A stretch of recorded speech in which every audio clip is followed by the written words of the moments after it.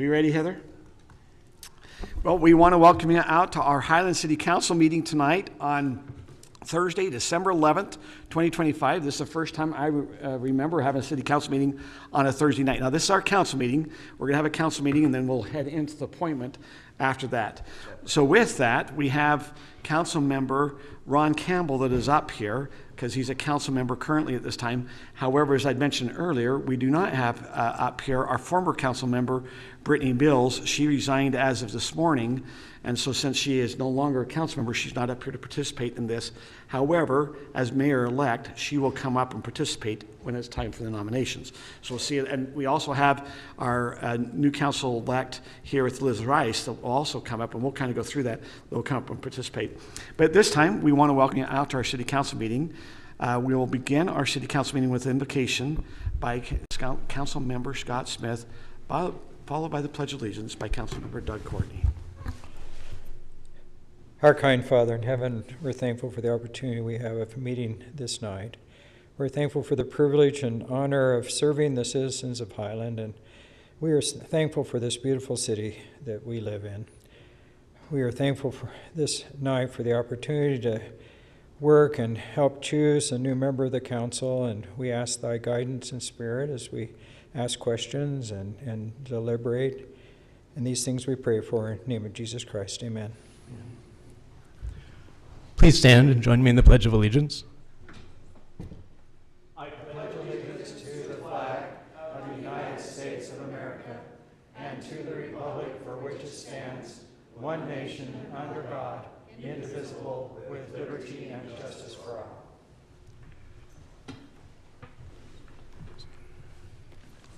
We have a couple items, but before we begin that, since this is a city council meeting, we'd like to invite anyone that would like to come up for an unscheduled public appearance. You're able to come up and discuss anything with the council.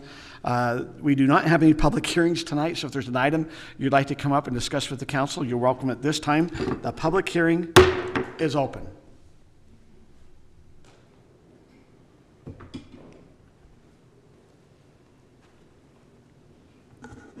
Hello again.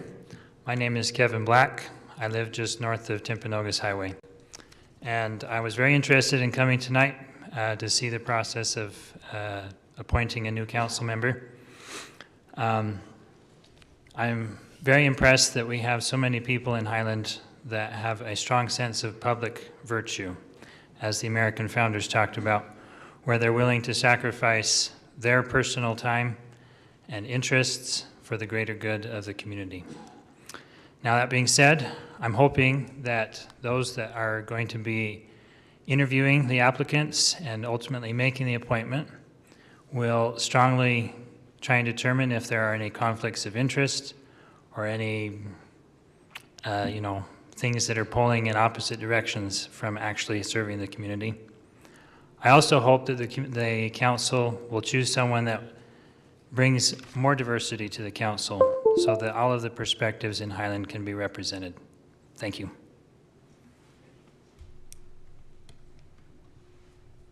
Anyone else like to come up and address the council? Seeing none, we'll now close the unscheduled public appearance time, and we'll move on to our first action item. We have action item number 2A, which is a resolution of America 250, a partnership and an ad hoc committee that needs to be formed. One of the reasons we have this on the agenda is there's some grant money that's out there, and we need to vote on that before the end of the year and pass this in order to get the grant money. So that's why we're having a city council meeting, is in order to unlock some funds.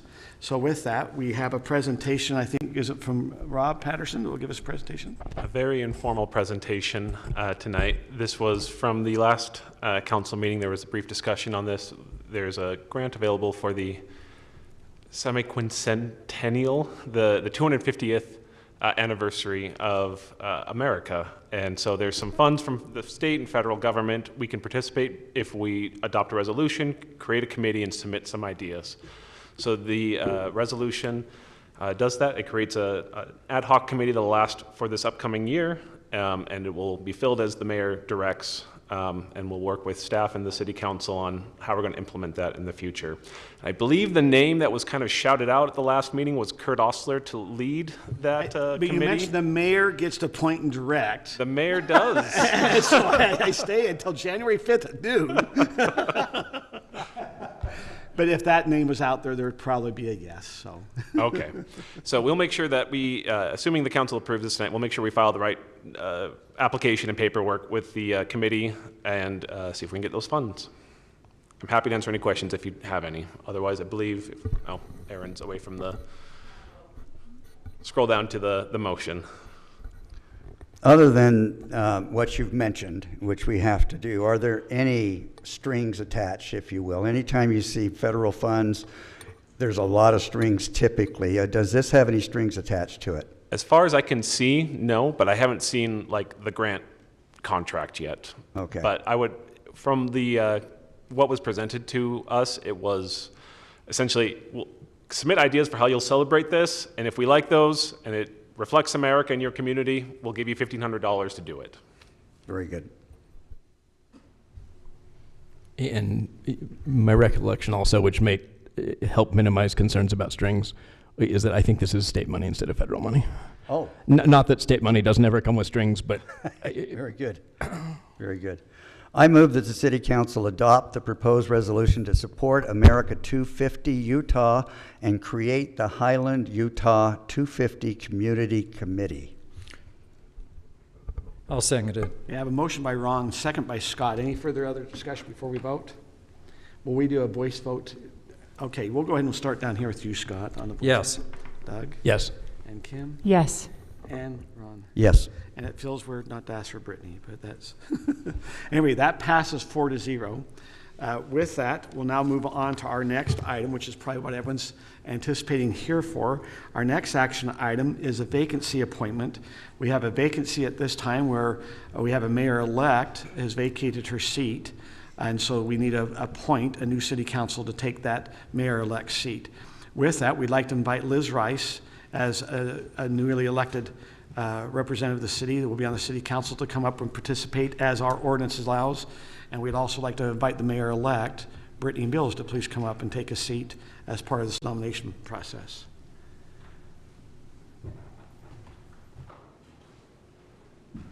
Are you sitting here or there? Okay. She's on right here. Yes. So at this time, you also notice that Ron Campbell, who is a current council member that has went and sat down for a conflict of interest, Ron has chosen not to participate in the vote tonight since he is a candidate for tonight's appointment. And so that's why you also don't see him as a council member. Ron could have chosen to participate tonight, and then he'd have to reveal all of his votes so we could see how it was. But Ron has decided not to participate in the nomination process tonight. Just if you're, because we did see some moving around of how different things happen. So with that, I think what we'll do is we'll turn some time over to Rob Patterson, who's our attorney, who will walk through the process, and then we will start some introductions and things that way. Thank you, Mayor, and thank you again to all of the candidates who did apply for appointment. Staff is excited to see who we get to work with, and for those who don't get chosen, our condolences. We would have been excited to work with you too. As we proceed tonight, we will have a few rounds, potentially two rounds of voting, preceded by a round of nominations. So the way this will work is we will invite each of the candidates to come up one by one. You'll have 2 minutes to give a short introduction and statement for why you should be considered for appointment. After which, while you're standing there, we'll then have the council members, council member-elect and mayor-elect, each will ask you a question. They may ask the same question of all of you, different questions, up to them. After which you'll have 1 minute to give a short response to that. So we'll proceed in the ballot order, which is set by the state. So we have that order printed on there. So it's not an alphabetical, it's an alphabetical order according to the Lieutenant Governor. So after that initial round of presentations and questions, we'll have a nomination round where everyone up here on the stand will be able to submit up to 2 names for nomination to be voted on for actual appointment. We have the nomination sheets here. I will hand them out. The council will fill them out and then collect them, and then Heather and I will work together and announce who will be advancing on to the actual vote. At that point, there will be a second round of questions where everyone will, those who have been nominated will be asked again 1 question from all up on the stand here. You'll have 2 minutes to respond at that point. Aaron will be in charge of a timer. You'll see it on the screen there. After those final questions, we will then proceed with the voting. Voting in this case will be by the current council, so Councilmember Rodella, Councilmember Courtney, Councilmember Smith, by the mayor-elect Bills, and then the mayor may vote in the case of a tie. If there is a tie, we will announce who the candidates are that are tied and ask the mayor then to submit a vote to break that tie. If at any point during the voting round someone gets 3 votes, they are appointed and will be the council member immediately. If necessary, if we end up with a split where we had multiple candidates voted on but we didn't get the 3 majority, we will narrow it down to 2 candidates and then have a final round between the top 2 candidates. There may be some coin tosses involved. If we get to that point, we will explain what we're doing and why. So with that, any questions from council? Okay. No. Then I think we're ready to proceed with the interviewing and questioning round, which begins with Ron Campbell. Now, this is they're all going to go do we have them all do an introduction and then they all come back up? Introduction, and then you immediately ask questions. Okay. So they'll stay up and then be asked a round of questions, and we'll move on to the next candidate. Okay. Questions or? We'll follow your 2-minute introduction. Okay. Well, I just have to say it's humbling to be here. I have thoroughly enjoyed working with this council, and it's been a learning curve that I believe I was up to, but it's a little steeper than what I thought I was getting into. But I love the collaboration that we've been able to work through. I love the fact that most of our votes are 5-0. That says a lot about the council, but when they're not, Scott said it extremely well in terms of an issue that you vote against and others are voting for it. The council voted for it, and Scott supports the council. And I couldn't agree with that more.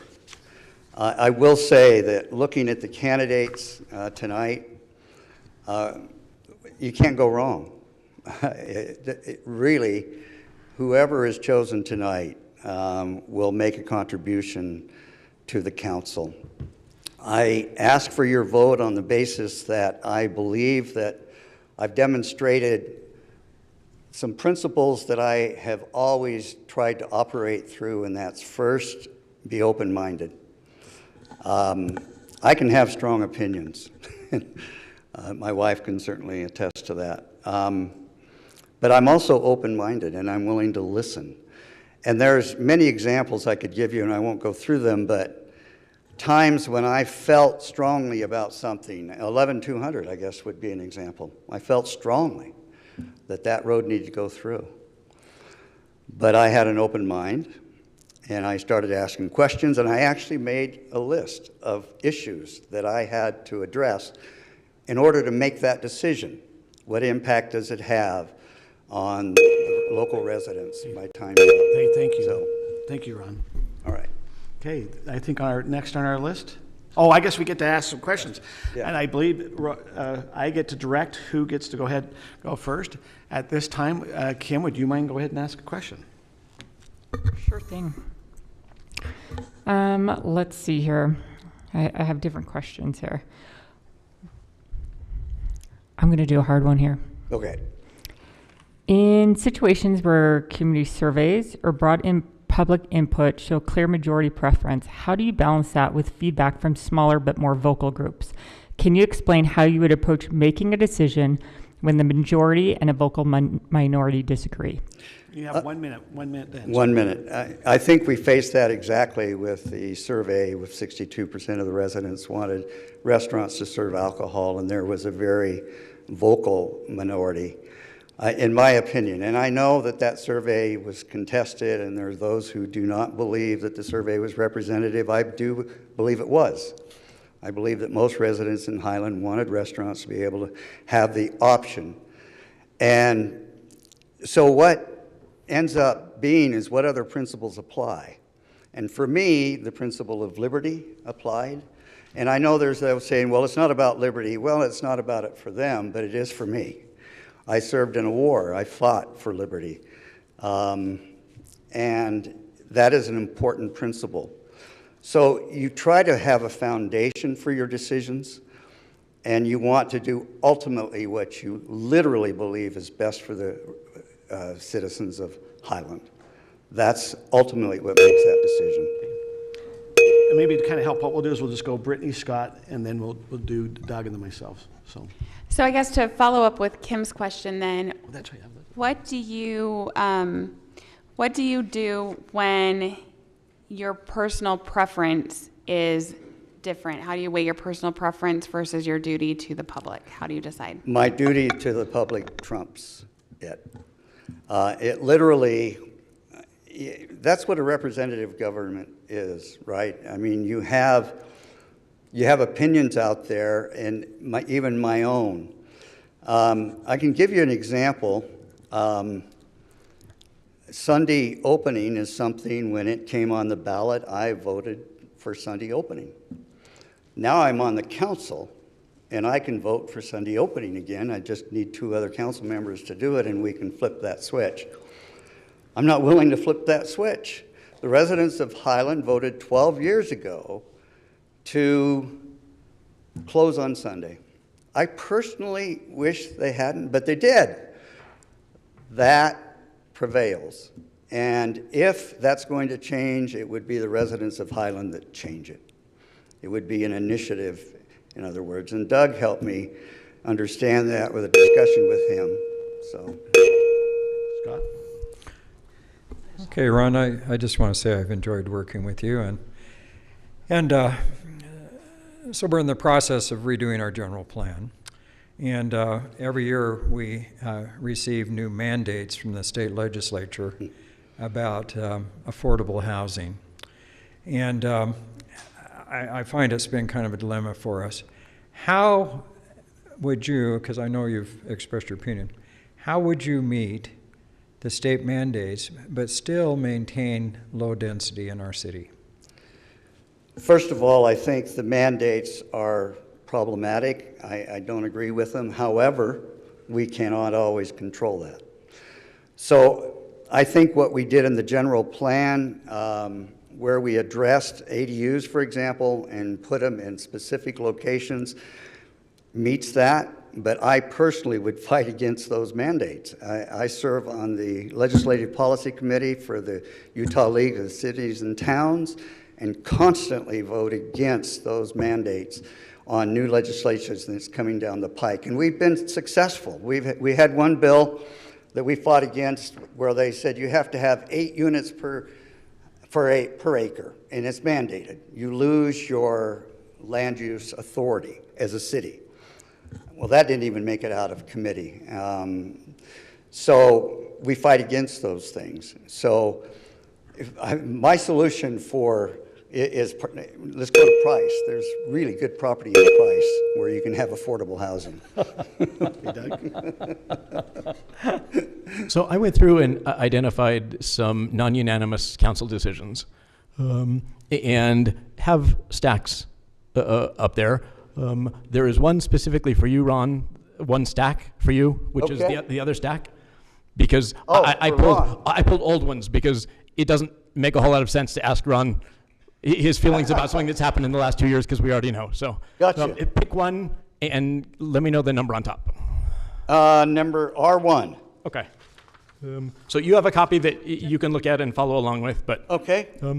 Highland has a development where 0 lot line setbacks are allowed, meaning there's no setback and buildings can be directly on the property line. The builder constructed a house where the roof overhangs the property line. The inspector rejected it, and the developer has requested that roof overhangs, exhaust vent terminations, utility meters, and other projections be allowed to extend into the adjacent lot by up to 3 feet. Primary arguments in favor are that it will look bad if they're required to avoid eaves on one side, and that many other cities allow this. Primary arguments against are that the no overhang requirement was explicitly listed in the building plans, and that allowing a structure to extend into someone else's property seems problematic. What would you do and why? I would not allow an exception. I mean, it was something that was clear to the builder, to the developer at the time. If I'm understanding the question, it was clear. We had a situation with a fence that was put up, a privacy fence, and it wasn't supposed to be a privacy fence. My vote on the council was remove the fence or replace it. And in this case, it was concrete, so you just lift it up and either cut it and add a section to the top. But I don't like the idea that a developer can, or a builder can come to us and ask for an exception on something that was clear violation when they chose to do it the way they did it. If it's an oversight and they can show that it's an oversight, we can have a discussion. But I'm not saying which way I would vote. It would be what that discussion educates me about. What is it? Am I really believing what, that you really didn't know, for example? But the answer is no. Okay. No exception. We'll now go to Liz. Thank you. Hi there. So if appointed, what 3 steps would you take to put our city on a firmer financial footing? Wow. Give me a week and I can come up with something. The financial, there's realities to where we are now. We have not had a property tax increase in a long time, but we're stable. We're out of debt. So we're on pretty good financial footing right now. We have a reserve that potentially could be used in an emergency. If we had an earthquake, for example, and lost some of our wells, and we'd have to dig deeper wells, and it would cost us millions of dollars, let's say, we can go into that reserve and use it. If you're asking about a property tax increase, I am not inclined to go that direction. I've been a fiscal conservative my entire life. Social programs, I'm a little more progressive on, but fiscally, I'm devastated by the fact that we have a federal deficit that my grandchildren and great-grandchildren are having to live with. Thank you. Ron, in the development code, I want to understand what your position would be, whether we should keep the R140 zoning and also maybe about the other zoning in the city. So what's your opinion about the R140 and other zoning? We keep it unless there is an objective that we as a council feel like, and the residents, I believe, would agree that we need, for example, senior housing. If there's senior housing that really makes sense, that would say that you can have a portion of that R140 come down to an R120 if you'll put senior housing in there. And by senior housing, I don't mean targeted. Targeted is a joke because it doesn't work. Restricted. Restricted, deed restricted senior housing would be one example of where I would make an exception. Otherwise, I think R140 defines our city, and I would want to keep it as long as we don't have other things we're trying to achieve in the process. Okay, thank you. Okay, I think we have, thank you for coming All right. up, Ron. It's kind of weird to have you on the other side, Ron. Kind of weird to look at the back. Yeah. Okay, next candidate. The next candidate is Wes Warren. Okay, go ahead, Wes. I'll help the council so they can kind of prepare. So what we'll do is we'll start with Brittany, and then we'll kind of come down similarly, and we'll have Liz and then myself at the end, just like we did. So, Wes. All right, thank you. Gosh, I love this process. I love anything we get to do up here. The way I see it, we aren't filling a new seat, a new term, a new beginning. It's continuing an existing term, filling a very big vacancy. Good thing we're not losing Brittany. She's just moving on up. And so I feel like the qualifications for this particular appointment might look a little different than coming in fresh, coming in new. I think what makes me uniquely qualified is that I have been involved and I'm knowledgeable of the issues regarding Highland City right now. Because I think the person that fills this vacancy needs to hit the ground running. They need to burn hot, they need to burn bright, and keep the council, keep the city moving in the direction that it's already moving without any hiccups. I've been doing the work for years, and I'm ready. I have what I would consider a wonderful working relationship, productive working relationship with everyone on the council, which I think is important to fill this midterm seat. I'm plugged into and I represent a growing segment of residents, namely young families, young working adults, that I feel like there is a need to better represent and serve them.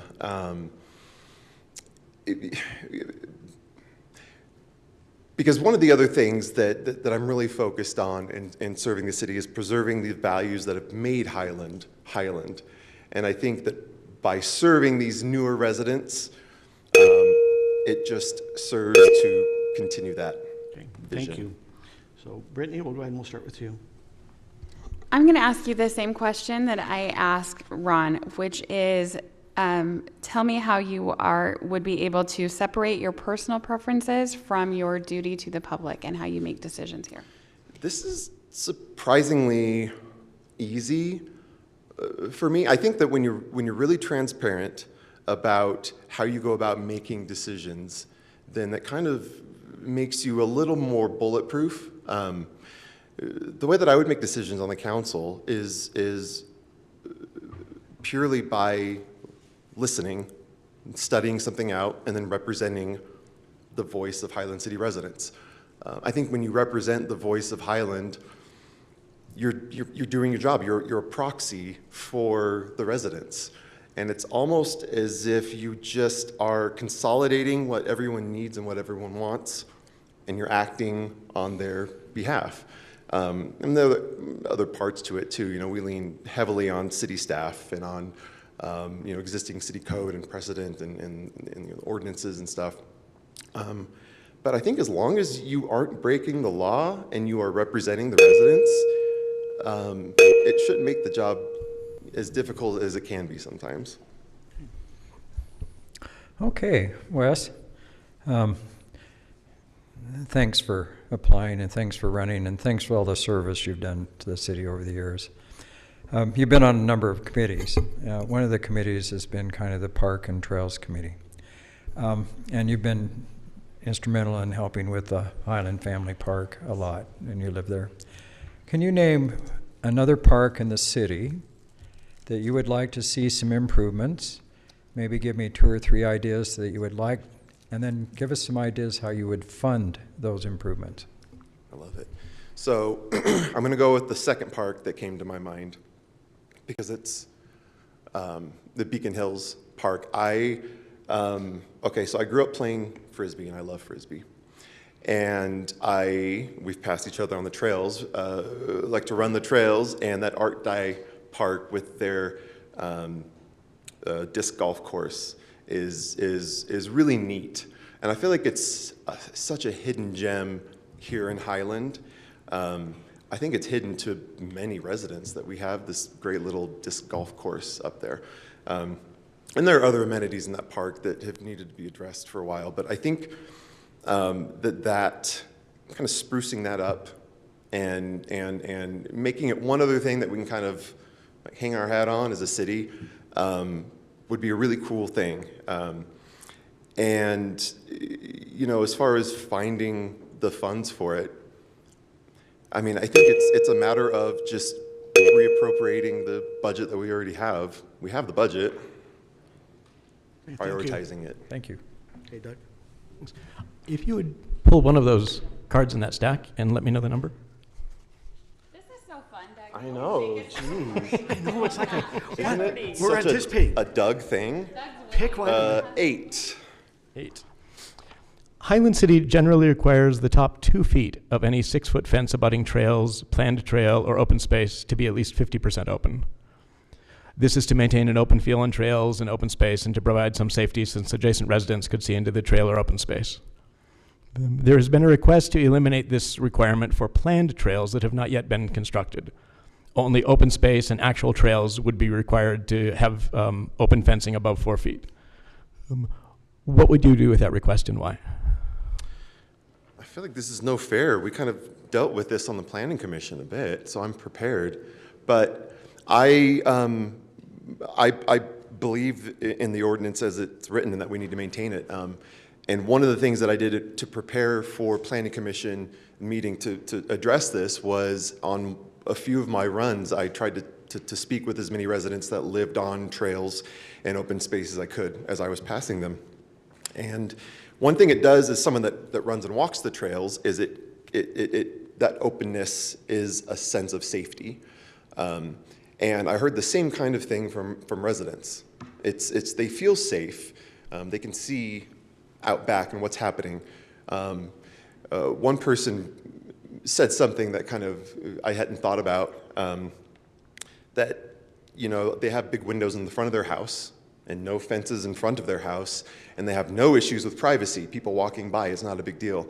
And the same applies to the back. Thank you. Okay, we're going to go with Kim, then Liz. Can you give me a specific project, decision, or initiative you've been involved in at the city level, and how has that benefited our city? I mean, I could go for a few. Let's do the Highland Family Park, because that's kind of where I got my start.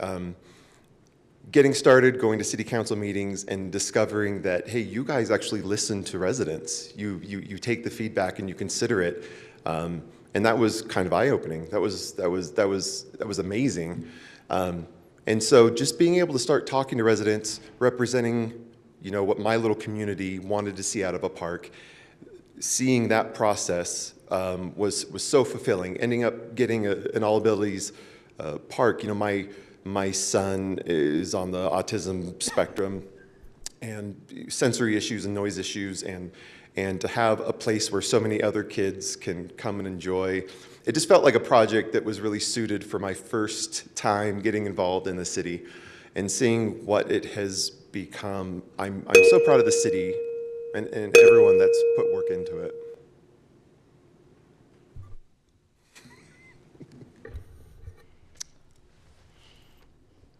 Would you bond for a rec center?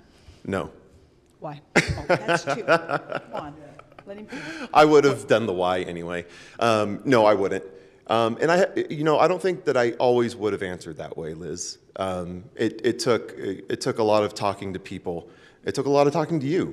It took a lot of research and listening. And I wouldn't. I think that bonding is a responsible thing to do as a city sometimes. Important infrastructure projects and stuff. But I think that there are so many other creative ways to pay for a rec center. There are so many more responsible ways to go about a project like that. Okay. It would be near irresponsible to bond for a project like that. Okay, thank you. So Wes, in Highland, where do you think you believe it would be appropriate to do high density in that area, and what areas and why? So I think the only high density that I think would be appropriate for Highland, because I think we have it where we need it and we're good to go, would be something that looks a lot like the Coventry development, and it would be in the Longhorn property. I think it would be something like what Ron was saying, that would be restricted to senior housing. One of the first things that drew my eye at Highland coming here years and years and years ago was actually that Coventry area.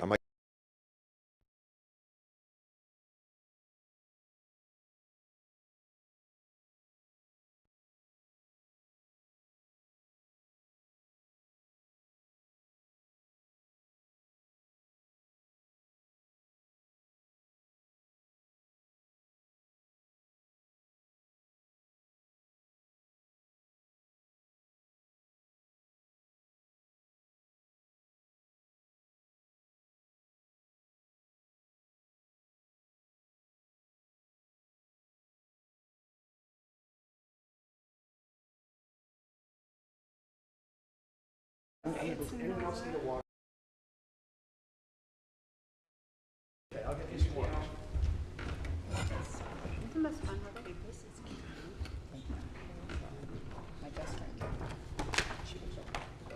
One came back on. Oh, there they are. My computer stand. Is yours the one? Had a heart attack. I think just the system. He's not lying. Turn it back on. No. Okay, hit record again. I can splice it. Recording's back on.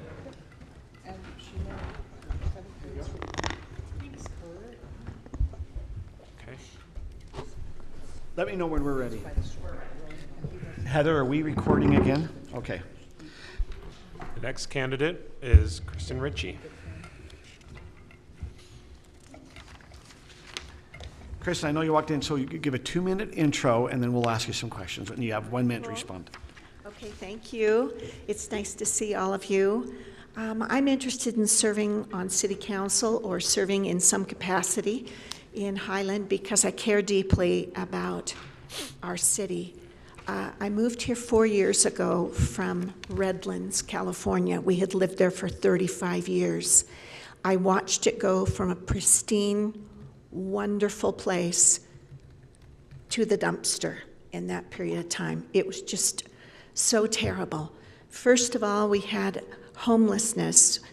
People moved in, took over the bike lane, camped with their drugs and dogs and all of their stuff all along the bike path to the beach for 80 miles.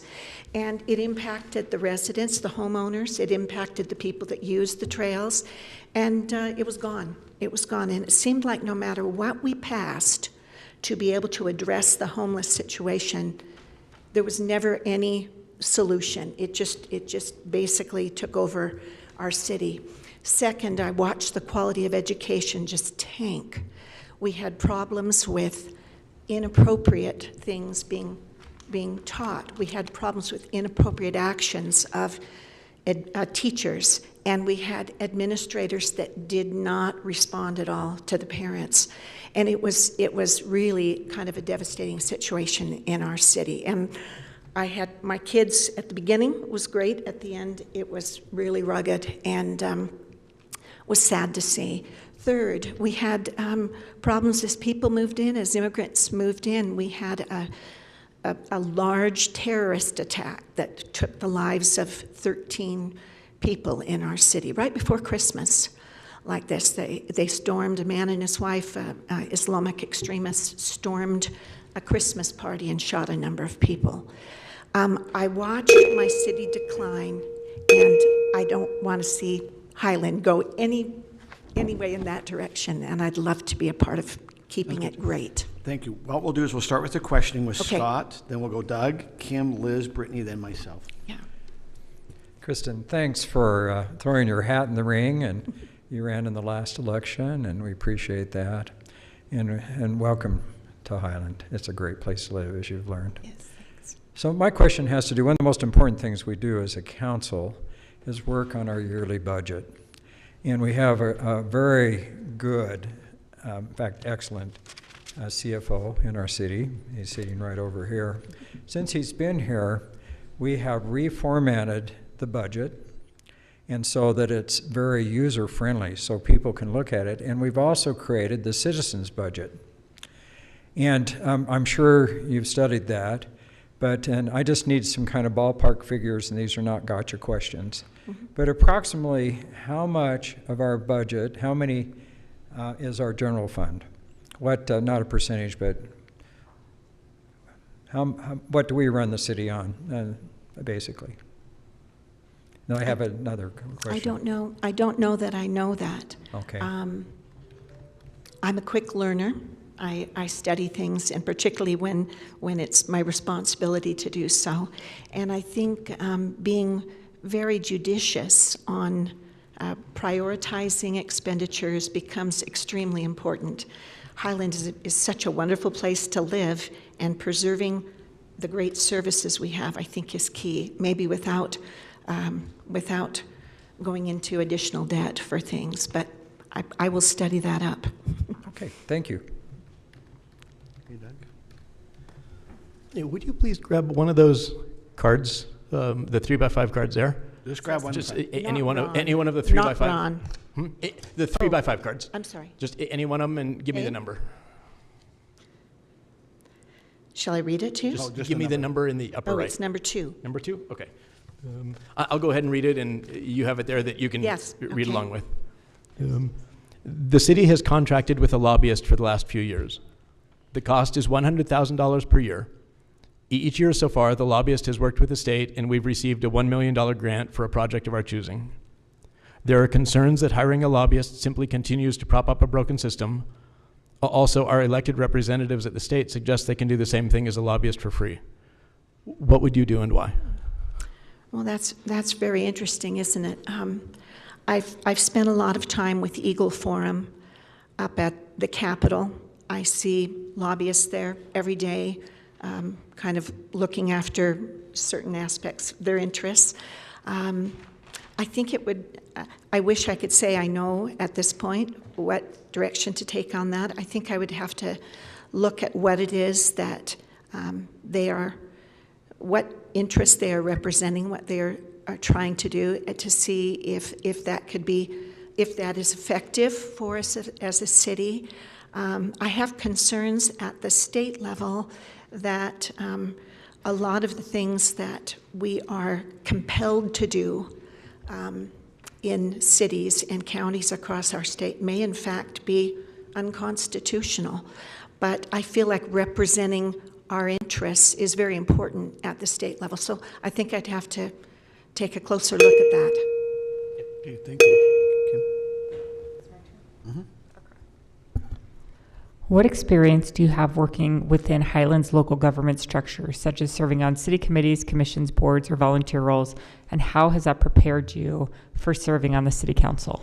Okay, well, I don't have experience here in Highland. I did work in several different capacities in my city of Redlands before moving here. My husband and I served a 3-year mission in Peru, but in between there, before that, I was very involved with the city there.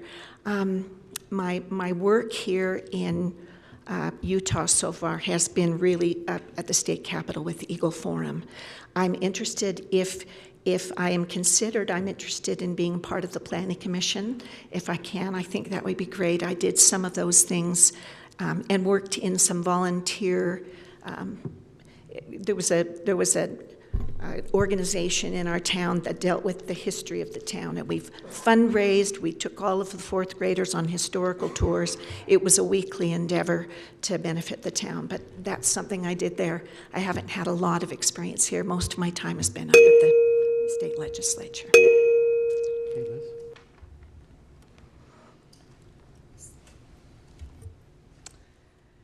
How would you mitigate traffic problems in our city, specifically on 9600 North? Well, I'm learning about the different traffic things. I just have to tell you, I picked up a friend to head up to the Capitol in the dark about 2 weeks ago, and I nearly ran into that curb thing in the middle in my car. I mean, I had to swerve. It was, and then I remembered it was what you all had, someone had been speaking about at City Council, that we need to put up those candlesticks or something. And I thought, wow, that is, I'm beginning to see some of the issues. But I've been here for several of the meetings where you've talked about different methods of, the striped painted things, the perhaps lighted things that kind of remind people to slow down.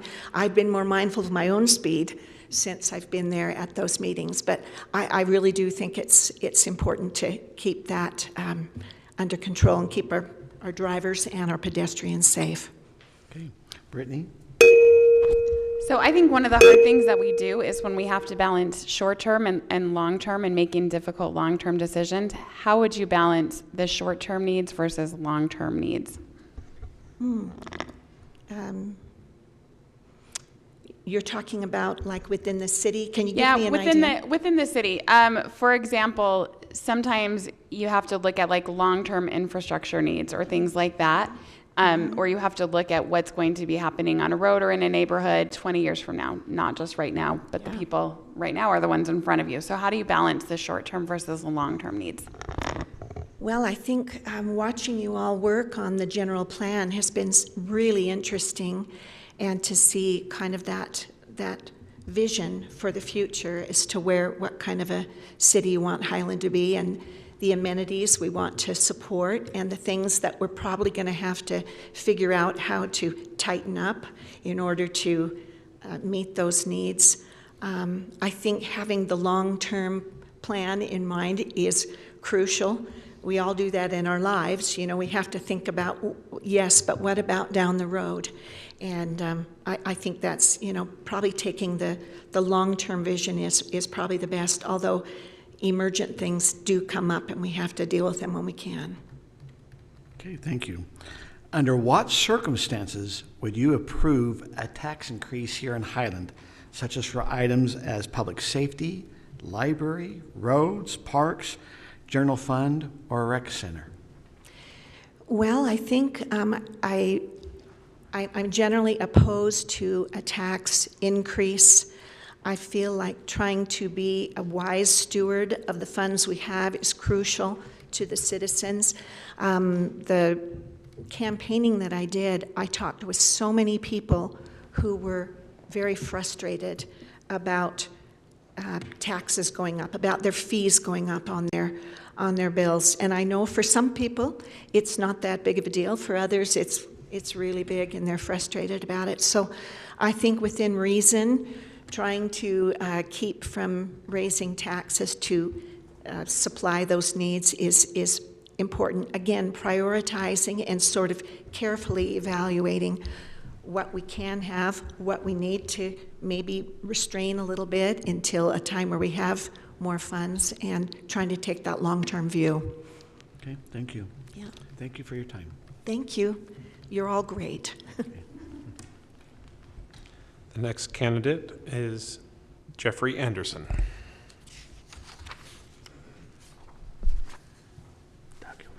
Well, first of all, thank you for your service on the council. You asked why or what motivates us to come and maybe participate in this. I'm getting to a stage in my life where I'm thinking I need to give back. And we've lived in the city for about 15 years, as a homeowner in the city for about 10. And we've seen some beautiful things with Highland. And I think it's time now to be able to dedicate a little time, sacrifice a little time to be able to serve the residents of Highland. There's a lot of great people in here in this community. I bring some expertise, but you know, it's not really about expertise in the business world. I don't have a lot of experience in the civil area, but I'm wanting to get a little bit of experience in that area. I think one thing that I bring to the table is that you're asking about big pictures, long-term plans versus short-term plans, balancing things out like that. I think sometimes we have to be careful not to keep our scope minimized, but be able to open up the big view and be able to see the effects of what one decision might have in another area.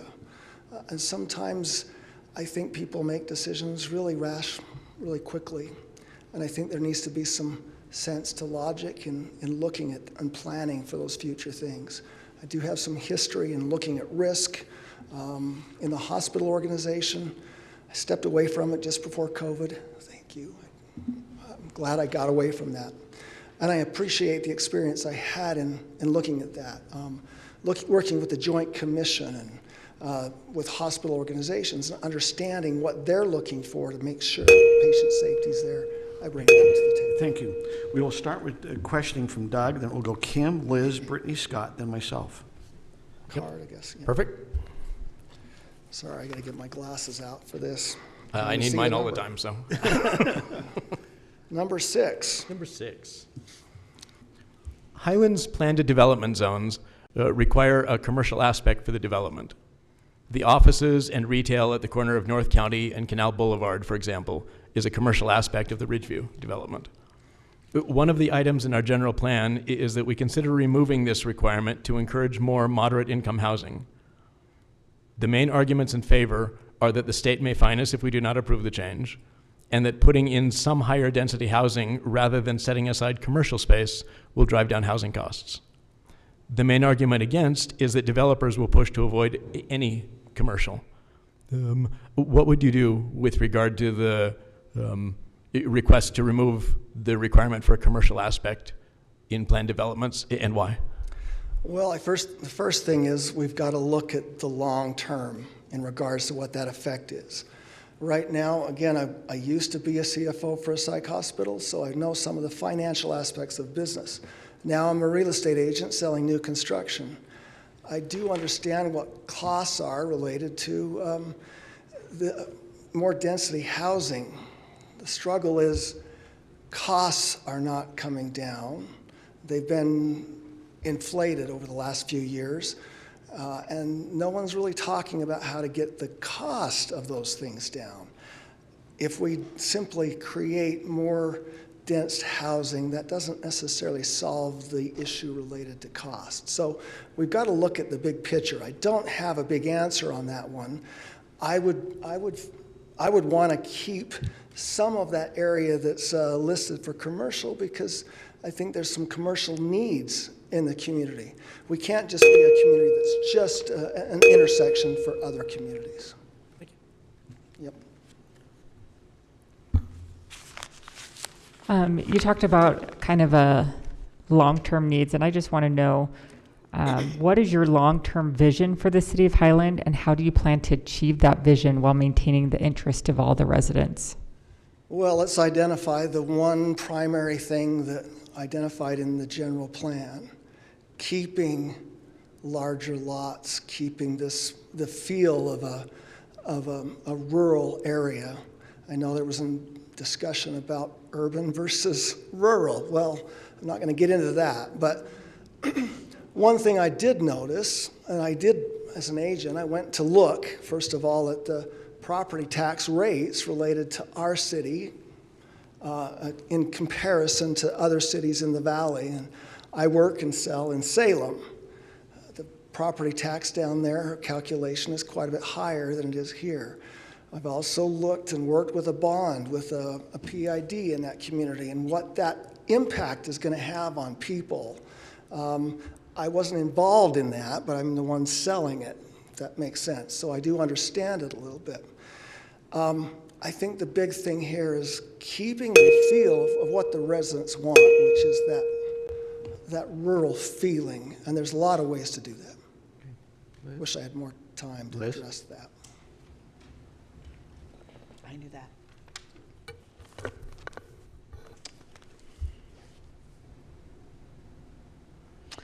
The Deseret News recently reported that the governor is floating a statewide zoning takeover from cities. What is your take on that? Well, I disagree with it completely.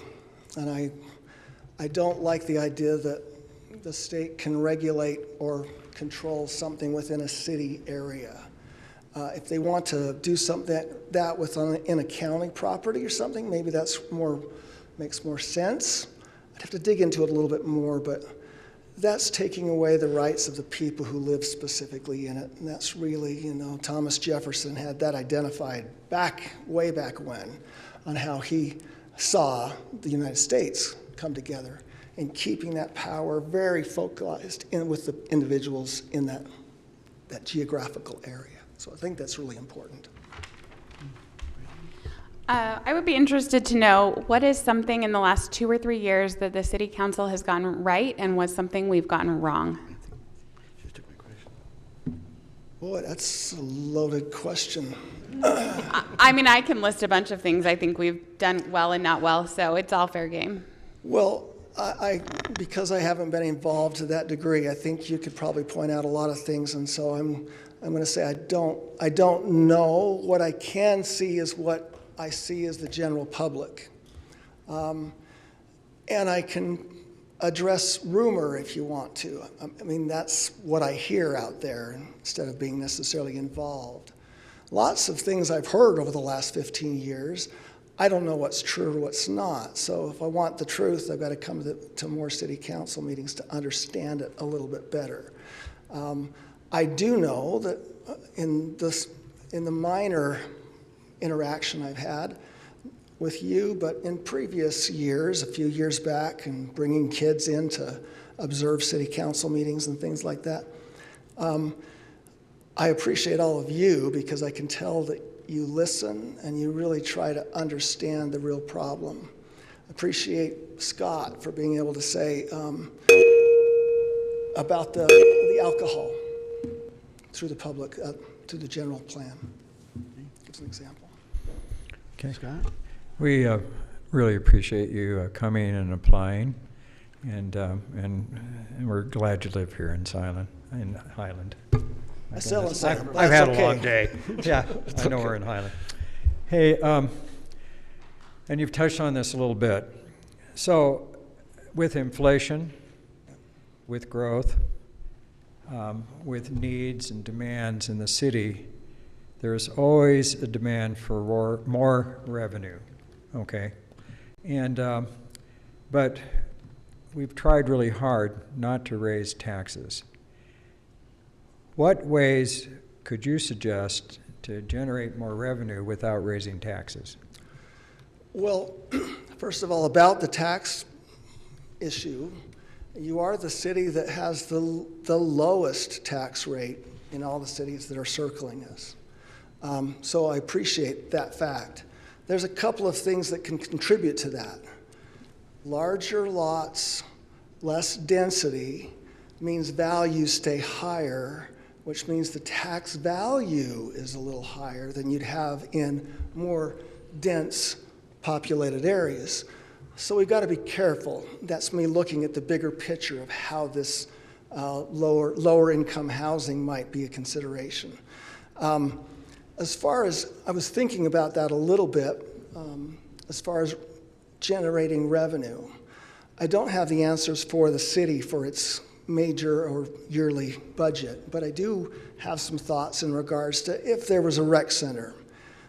I would be against bonding for a rec center, but if there was enough city around to say, city, can you help fund some of that, then maybe we can take a portion of a bond instead of a full bond. That'd be a city thing. It's just an idea. Okay, thank you. Okay, my question, since we're in the middle of our general plan, one, I want to know if you've read our proposed current general plan, and if you have, what suggestions would you have that we need to look at strengthening or modifying? I think in the general plan, I have read it. It's fairly lengthy when you go through all the stuff that's there. I'm not saying I've read every word like you have, because I know that you've looked at every word. I mean, and I think it's important in that position to do so. I think that there's some really good things, and I think the major focus is keeping the idea of Highland having that urban feel. The larger lots, I think there's some benefits to it. We've got to push back to the state in regards to keeping that feel. More density is not the right answer in every situation because it doesn't necessarily make affordability. That's what I'm seeing as a person, as someone who sells real estate. It's not the real answer with it. So I think that's a perfect way to address it. I really do love the idea that you're addressing things specifically, making sure you're not being held accountable for something that can't be obtained, using words like may or whatever it might be. So I appreciate that. Okay, thank you very much. Okay. Thank you for your time. Our next candidate, and I apologize if I mispronounce this, is Terry German.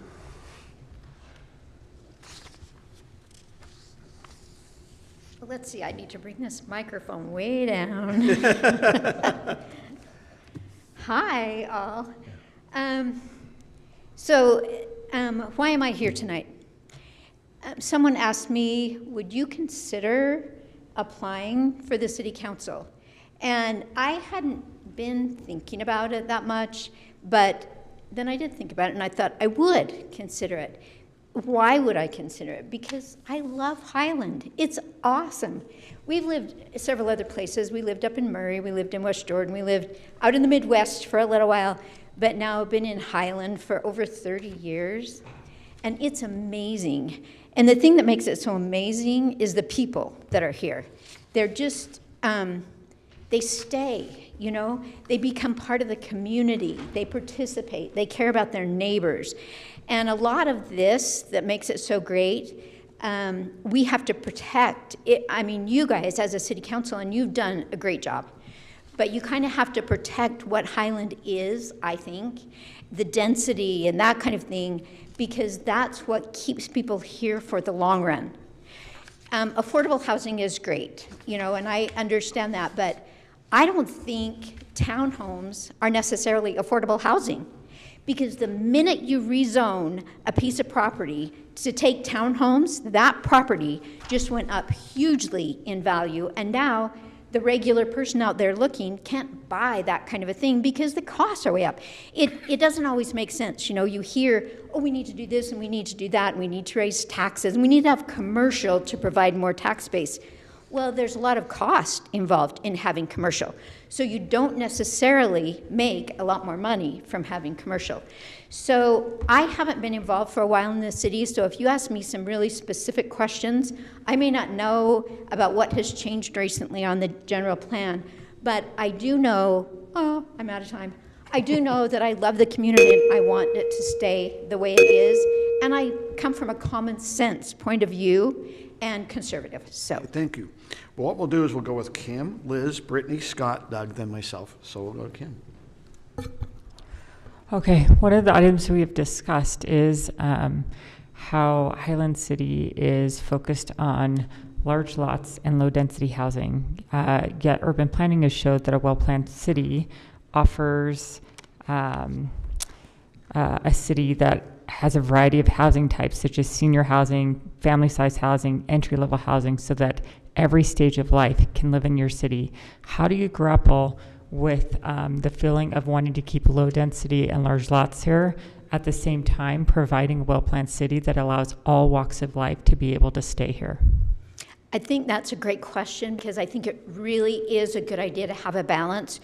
As people that live in Highland, you want to be able to have your kids as they get married and have their families, be able to be nearby. That's important also. But one of the things that I think helps a lot with that people don't pay enough attention to, they always want to rezone, you know, to the townhomes or whatever, just allowing the accessory dwelling units for an owner-occupied property, you can double your affordable housing, right? I mean, your housing, because with an ADU, usually the owner keeps the cost pretty reasonable and they're looking over what's happening there and they're keeping control of it. And so you're more likely to get really good people there in those ADUs, because the owner's not going to let someone who's just being haphazard, you know, stay in that spot. So that is one way that I think you can create a lot more affordable housing, and people at different stages of the game, you know, now they've raised a family, now they don't need all those bedrooms downstairs, they can convert that, and that allows for that kind of thing, I think. Okay, thank you. I appreciate you being here tonight, and thank you for that. And I thank you for your past service on City Thank you. Council. I don't think there's a lot of people that know that. So here's my question. How much bond debt do we have left, and what would you bond? Oh, I always get two in. That's a school teacher talking. I'm so sorry. How much do we have left? What would you bond for if you bonded? So I did kind of look at it to see, and there's not a lot left in the bond, and we're almost out of debt, and hooray, let's get out of debt and stay out of debt. I mean, that's the reasonable thing to do, right?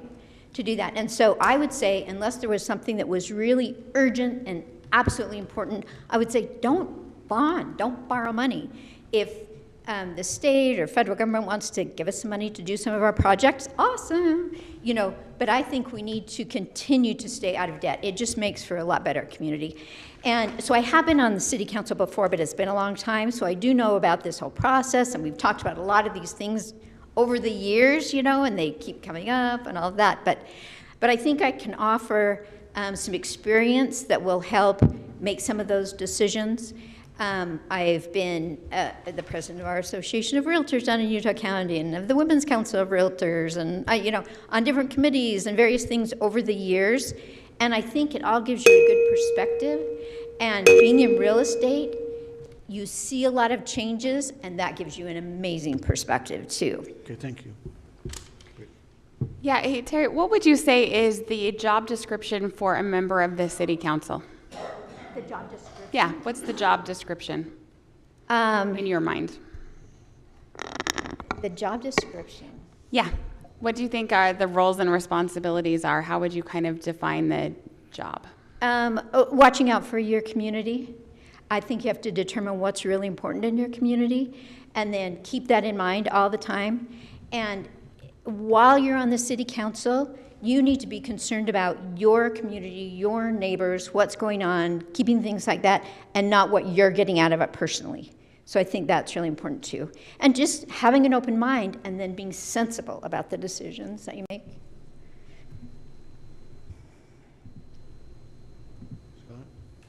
Anybody else? It's me. You have a couple more. Okay. So, do you think it's important for Highland to have its own zip code? And if so, why? So you guys have probably thought about that a lot more than I have, because in my mind it's like, I don't care. So there's probably some real advantage. I don't know what it is. So I couldn't, without studying it out, I can't really give you a really good answer on that. Things are rolling along good, I'm fine with having the same zip code as American Fork. It doesn't matter to me. But there might be some good reasons. I just don't know what they are. Can I answer since she has a minute? Go ahead, Scott. Do us a little sales presentation. Okay. We've done surveys, and because so much sales in Highland are online, we're losing not thousands, but millions of dollars of sales tax to American Fork. And that is one of the ways that we can keep from raising taxes. Congressman Kennedy is taking it through the legislature, the national legislature for us. That makes a lot of sense. Yeah. I didn't know that, but that makes a lot of sense. Since that came up, well, actually, we've received notice from Senator Kennedy, House Kennedy, and Senator Curtis that the bills are now going in and going to be voted on. So they've actually assigned the bill numbers. Everything's moving forward, so we're anticipating. Oh, so we will have it. It's something to do. That's something that's been worked on. Got our fingers crossed. Okay. Okay. Doug is your next question, then I'm the final. Okay. First of all, I'd like to thank you also for your previous service on the council. Oh, and thanks. A lot of the decisions that you made in the late 90s really set the foundation for the Highland that we enjoy today. So We had a lot really of good appreciate people that. then on the council too, so. If you would grab one of those 3x5 these? cards up there, yep. Cards. Just pick one and tell me what the number is. 4. City staff has recommended moving half of the city's reserve funds into a highly rated longer-term investments. We typically only use 20% of these reserve funds to manage cash flow, so liquidity should not be a problem. During times of dropping interest rates, we expect to see a higher return from these long-term investments than we get from the state fund where we're currently invested. And another benefit is that we'll have more confidence in budget forecasts of interest income.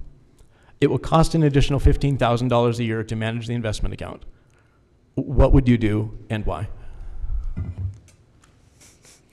You're kind of out of my realm of understanding with that situation. So if it were me on the city council, I do know some really good CPAs that I'd want to talk to and ask them some more questions about that, because you would want to make very safe decisions on the investment part, but also maximize what you can get, of course, Thank you. Hey, Terry, once again, thank you for serving on the council. Yeah, sure. So my question is going to be about you serving on the council. Maybe share about a vote or the experience you had on council. What was some of the big accomplishments that you're going, hey, I look back and we accomplished this, and is there something you're going, hey, this is something I wish we'd kind of maybe focused on differently? So, it was a little bit different world here in Highland. There was not a push for affordable housing and a lot of density, although they did talk about it somewhat. Density, do we go with half-acre lots or quarter-acre lots or whatever? I think the decisions that were made were great. You look at what Highland is, and it's awesome. And I think the councils along the way have done a really good job about considering Highland and what these decisions are going to mean to Highland, and I really appreciate that. There were some difficult decisions. We talk about conflict of interest a little bit, you know, and I'm a real estate agent, so there were situations where a builder would come in and want to do things with the land, and it's like, I work with them, you know, and you have to keep a clear mind and look forward and think, what is your job? Is to protect the community. That's my job. And so there may have been some situations where I lost, you know, some clients I could have had, because that's how you need to view it when you're on the city council. But I do believe that's important. So thank you very much. Sure, thank you. You're up. The next candidate, and again, I apologize if I mispronounce this, is Kelson Gorell.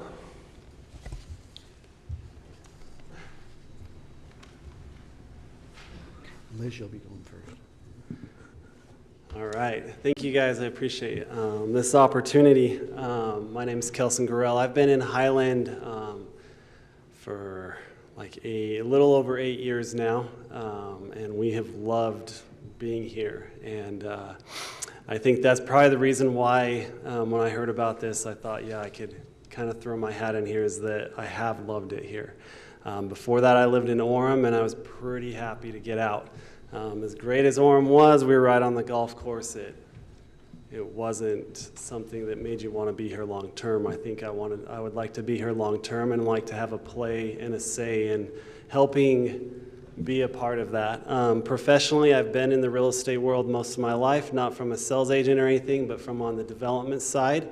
Working for some rather large development companies in Utah. I worked for Woodbury Corporation for a long time in the accounting side, and kind of saw how land gets developed and how that can be, you know, I've seen it from the developer side. I haven't necessarily seen it from the city side, and at times I've been very against what the developer may want to do, and had to be like, guys, I don't think this is right.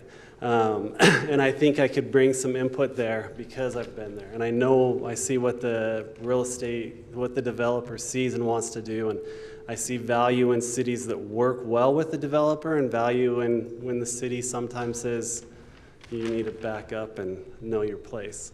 That being said, you know, real estate's not the only interest. I think I have a really strong, you know, I've got an accounting background.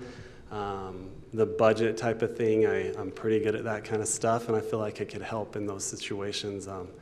And there's probably a lot of things that I don't know, and that none of you guys know me. I haven't, you know, I've been in the middle of raising kids and that kind of stuff. So I think it's a good time to get in. Okay, thank you very much. We will start with Liz, then go to Brittany, Scott, Doug, Kim, and then back to myself. Sounds great.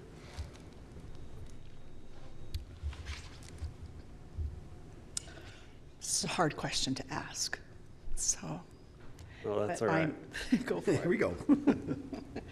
So, how would you differentiate your loyalties between your employer and Highland City? I think that's an appropriate question to ask. I think if I'm on the city council, that kind of, I've made a commitment there. And if I have to step out of something, I have to step out. If that means have a development in Highland City that my company wants to do, I have to be pretty open about that, and if, you know, remove myself if it need be. Because if I can't be impartial, then I probably shouldn't be in that seat. That being said, I feel like I could very well do that. It's not like I've been involved in situations at work where I've had to say, guys, I think this is wrong. I left a company because I thought it was wrong, because of what they were doing. They weren't real estate, they were manufacturing things, but they weren't doing things right, and I had to tell them multiple times, this is not right, and I was told to know your role. Thank you very much. I apologize. I forgot to reset the clock to 1 minute. Sorry, so. I didn't know. It was going 2 minutes. No, that's my fault. Is there, just because I you didn't just have a thought thought, I is had there all something the else time of in the thought? world today? I thought you guys just wanted to hear my voice. We'll go ahead and go down to Brittany. Yeah, what do you think are the biggest challenges that are going to be facing Highland in the next 2 or 3 years? In the next couple of years, I think housing is an issue everywhere you look. I think housing can be solved. I don't think it's a one city issue. I think that's obviously that how you solve that is not just one city. And obviously for a city council, you're not really concerned about what Spanish Fork is doing, but I think you're concerned, but it's not something you can have a big impact on. I think housing's an issue, cost of living, cost of everything is a big issue, and if we can find ways to improve those things and work together with the business sector, I think there's a lot of value in coming together and saying, let's work together and find solutions to people trying to figure out how to live their lives on a day-to-day basis. Okay. You've lived in Highland for a few years, and we run a tight ship. We have a smaller budget for a city of over 20,000 people. If you compare our budget to American Fork, they're twice the size we are, but our budget's 1/4 the size of American Fork. That said, as you've had this young family and come to Highland, is there a service that you would like to see Highland provide that either isn't sufficiently provided now or that you would like to see in the future? That's a good question. I think the new family park, I think we knocked it out of the park with that. That I think I love every time I'm with my daughter and I say we want to go to the park, that's the park she wants to go to. I think our trail system could use a little work. I know for me, that's a frustration when I'm pulling out of my neighborhood and I see that trail hasn't been mowed in 3 weeks. And I'm not trying to dog on anybody, but it's something I guess that I see frustration with. I also get frustrated when my neighbor doesn't mow his lawn for 3 or 4 weeks. And sometimes it's, there's probably been 1 or 2 times that's been me. So I think that, the idea of a rec center has been brought up. I don't know that I know enough to have an opinion on something like that. I'm a little hesitant on something that would be that expensive, but I'm not closed-minded to things like that. But if you I get a card, don't I? I've been so excited for this. Don't mix them up, I think. Oh. I can mix them, all right. This has been exciting. Oh. What's the number? Number 9. Number 9. All right. There's a proposal to allow golf carts on city streets with some limitations.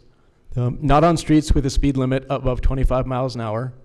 Drivers must be at least 16 years old and have government-issued ID. No more riders than seats, and only permitted during the day.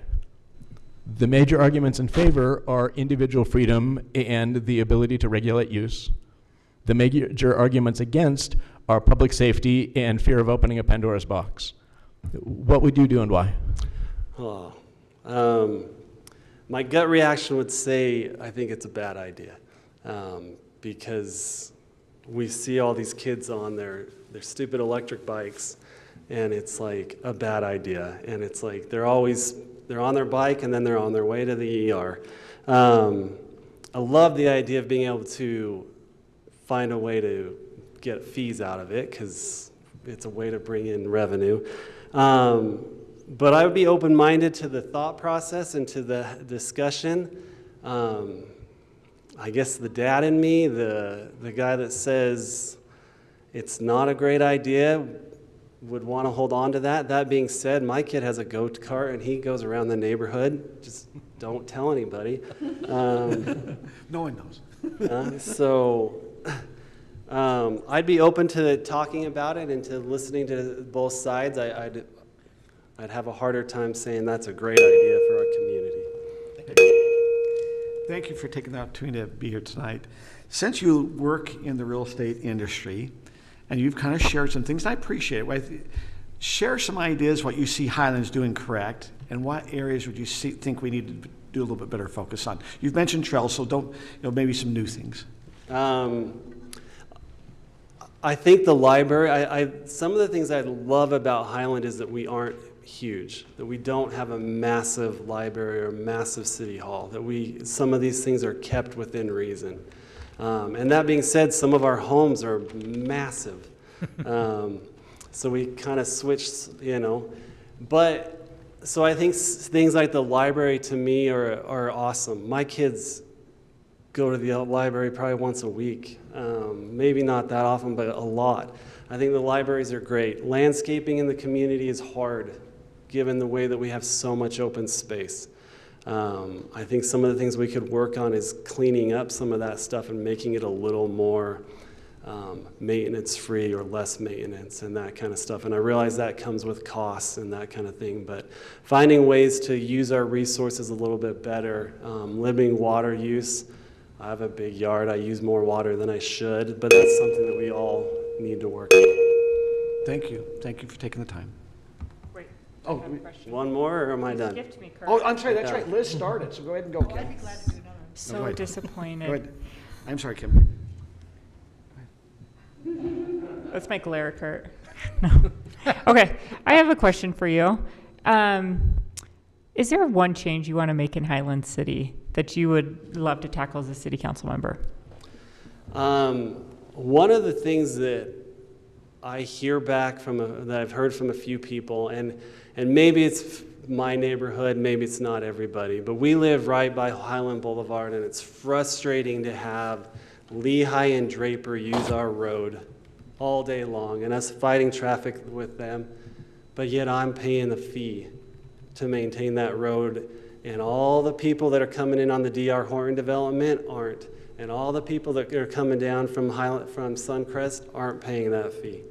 That type of thing frustrates me, and I'd love to find solutions and work on that. And rather than just sit and complain about it with my neighbor as we or trick-or-treating or whatever, I'd love to be more involved in finding a solution to some of those things and saying, hey, we realize that Highland sits in the middle of a number of cities, and we get abused because of that at times, which I don't think I'm not the first person to feel that way, but I'd love to help tackle some of that.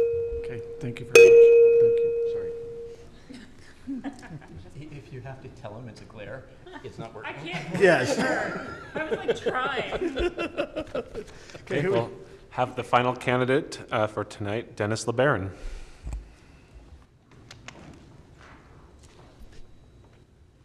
Oh, it's great to be here tonight. Great to see so many people willing to serve. And Highland is an amazing place, awesome place to live. I'd like to help keep it that way. So what do I have to offer? First of all, I'd like to focus on continuous improvement. Second, to increase citizen involvement. And third, preserve traditional values. What does the city do good? What can it do better? Those are the things I'd like to talk about, discuss. And to do that, I think I'd like to help implement maybe a quarterly meeting, informal meeting with citizens to gauge their criticism, their ideas, their thoughts, and try to capture those things for improvement. And finally, since I've been here 60 years, I like to represent the younger generation. Just kidding. I hopefully can bring long-term perspective on the value of holding on to traditional ordinances that represent foundational values. I enjoyed serving on the council, and I'd love the opportunity to do it again. So thank you for your consideration. We'll start down here. We'll go Brittany, Scott, Doug, Kim, Liz, then back to myself. We'll make sure Kim gets an opportunity. Yeah, so I would love to know how do you balance community input, data? We're getting advice from staff, from other residents. How do you balance all of those different factors when making a decision? Well, it's certainly important to do your homework, and would rely on the homework or the research of the staff, and also emails, discussions, and like I mentioned earlier, maybe a meeting where you have kind of more informal input, where you really get to hear what people think. Okay, is your mic on? Is the Look, green there's light a on? green. Am You I may too just need to soft? pull the. Go talk. Okay, We're just having a little harder closer. time hearing you. Sorry. Okay. And so I would balance that with what I know about the codes and try to achieve the correct balance in preserving people's rights and along with, okay, the rights of their neighbors and before I creating ordinances. So, Dennis, you've lived in Highland most of your life. I suspect your family's certainly been here for many years, and you've served on the city council and helped craft some of the very good things that have happened to Highland. And I'm sure you reflected on, but what do you think is the number one problem in the city that we face now? Actually, I think the city's doing pretty darn well, and I'd like to keep it going. I know that business and revenue is a concern, but I think people come here not because it's a tourist destination, but because they like living in a place where it's appealing to raising a family. And I think that maybe what I hear tonight is there's kind of a mandate to look at high-density housing, look closer at it, and I would tend to fight that as much as I dare. So that's my feeling on that, Scott. Thank you. If you'd grab one of those cards and let me know what the number is. Get out of a tough question free card. Number 3. Is it the one? Okay. Number 4. Number 4. Did you say number 4? Number 4. Does it start out, there's a proposal to update? Are these the one faced? Okay. It's either that or 9. Which is easier? All right. There's a proposal to allow, oh, no, that's the last one. Yeah, so number 4. They mixed them up. The last candidate mixed them up. Okay, city staff has recommended. Is that the same one, or you want to do a different question? Let me just go ahead and pick one that we haven't read already. And if you would like to look at it as you go, I will tell you the number and you can just pull it out. Okay. Let's just go with 7. Got it. Okay. There is a proposal to update city code to prohibit campaign contributions in excess of $1,000 from anyone who has filed a land use or code amendment application within the last year. Any candidate receiving such a contribution would be required to either return it or give it to the city. The main argument in favor is to avoid conflicts of interest or perceived conflicts of interest due to campaign contributions. The main arguments against it are there are some ways to get around it and that it improperly treats developers differently than other entities having business with the city. What would you do and why? I would support this proposal. I think that campaign contributions ought to be limited to smaller amounts and not make it so that special interest groups could greatly influence the outcome of a campaign. Thank you. Okay, thank you. Hi, Dennis. Hi. Question here. Are there any decisions that the council has made that you would have voted the same way? And at the same time, are there any decisions the council has made that you would have voted differently? Yes, they're both. First of all, I applaud the city council's involvement to try to improve our funding sharing with Alpine on the fire department. I thought that was a great move. And the efforts to get a zip code, I think, are fantastic. Some of the other things that have happened, not as recently, I didn't favor the vote on the alcohol sales. I think when we make ordinances, we need to look at does this really benefit the majority of the townspeople?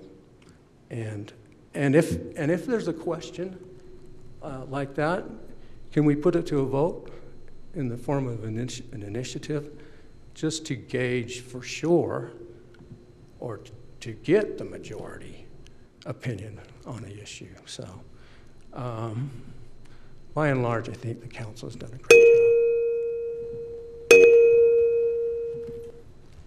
Kim kind of took my question. That's good. Sorry. Good question. It's all right. It was a good question. So how would you improve the trail system without a tax in our open space areas specifically? Okay, I'd want to review all of the trails that we have right now, and I'd like to know what their usage is. And so the ones that are getting used a whole lot, like 100 people a day, or, you know, versus, and maybe there aren't any like this, one person every 10 years. I would like to focus, first of all, is this trail something we want to hang on to?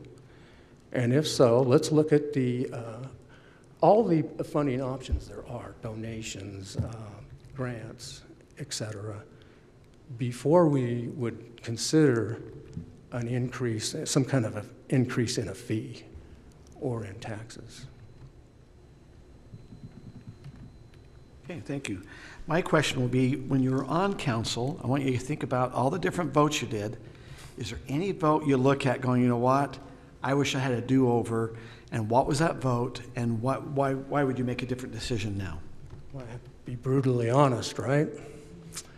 I campaigned on no road fee. And for 3 years, we tried to control the budget and look at ways to steal from other categories to get more money onto roads. And in the last year, we opened it up to the public and said, look, before that we did a study and saw that it would be affordable to spend a certain amount of money and to be able to fix the roads in 10 years, the bad roads. And so, but my campaign promise was no increase in roads. And so I think I should have stuck with that. And then maybe the following year, if I was in an off or on the council, I would then say, let's go ahead and this makes sense to spend, to extract a fee from candidates, from the population. Dennis, thank you. Yeah, welcome. Okay, Rob, do you want to kind of give some instructions to the council, what we're going to do now? So we will now go to the nomination round. This is not a vote to appoint. We're just seeing if there's a narrowing of candidates that the council would like to do, and not just council, but also Brittany Bills and Liz Rice. So everyone up on the dais will get a ballot. You can mark up to 2 people, and these people will be brought back for additional questions and then for a final vote. So I will hand these out, and then I'll come back and collect them when you're ready. Yes. Can I just ask a question? So maybe we've changed the format here. So we'll have 2 people that are not on the council voting? Not on, they will not. But so, nominating. This is nominating, Okay. yes. This is nominating, this is not voting. Oh, So okay, understand, good. we're just going to be nominating, each person gets to nominate 2 names. And there could be more than 2 or 4 people actually could be on part of the nomination. And Rob, am I correctly recalling that anybody who receives a single nomination continues to the next round? Is that correct? Correct. No name, the council up here does not put their name on it. Do not put your name on it. We just mark. Okay. Mark 2 names.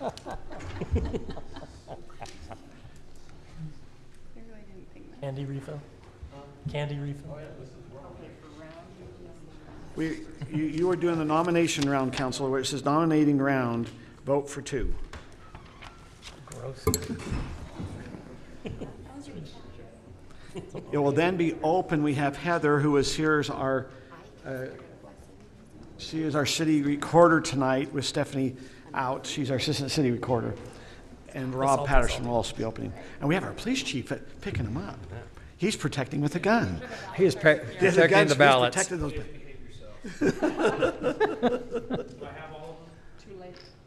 Everyone, you should have 6. Mr. Mayor, while they're taking a look at that, I'm going to step out for just a minute and refill my water. That'll be good. Before they reveal, we'd like to have you back, so. I'll have a lifesaver. Wait, are you It's a always going to bring a lifesaver bag of party. candy? I want to know this. It's a lifesaver party time. Can I have what's the other one before Kim takes it? White lifesaver. This tastes like dessert. The white ones are just like.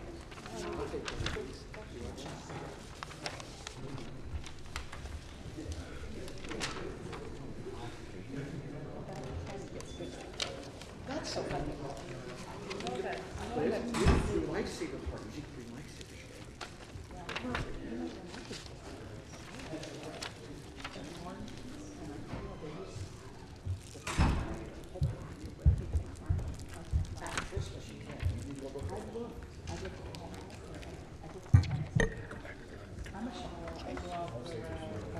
Okay.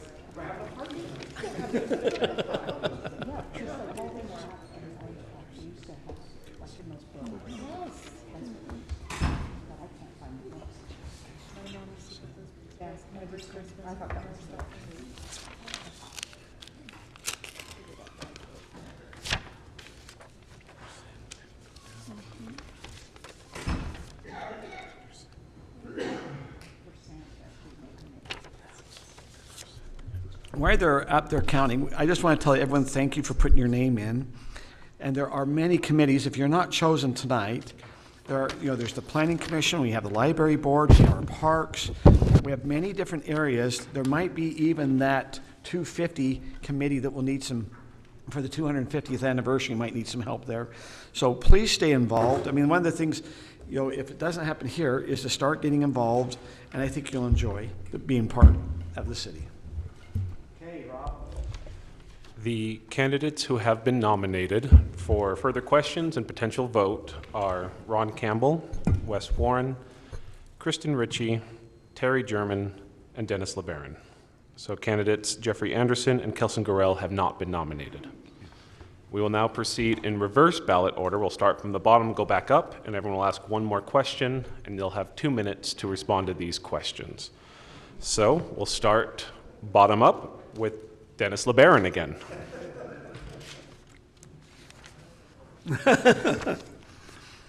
So Dennis, since I was the last one probably to ask your question, I will go ahead, we'll start with me and then we'll go reverse way. So let me just get in looking over the city zoning, what zoning do you support and what zoning would you not support the city approving?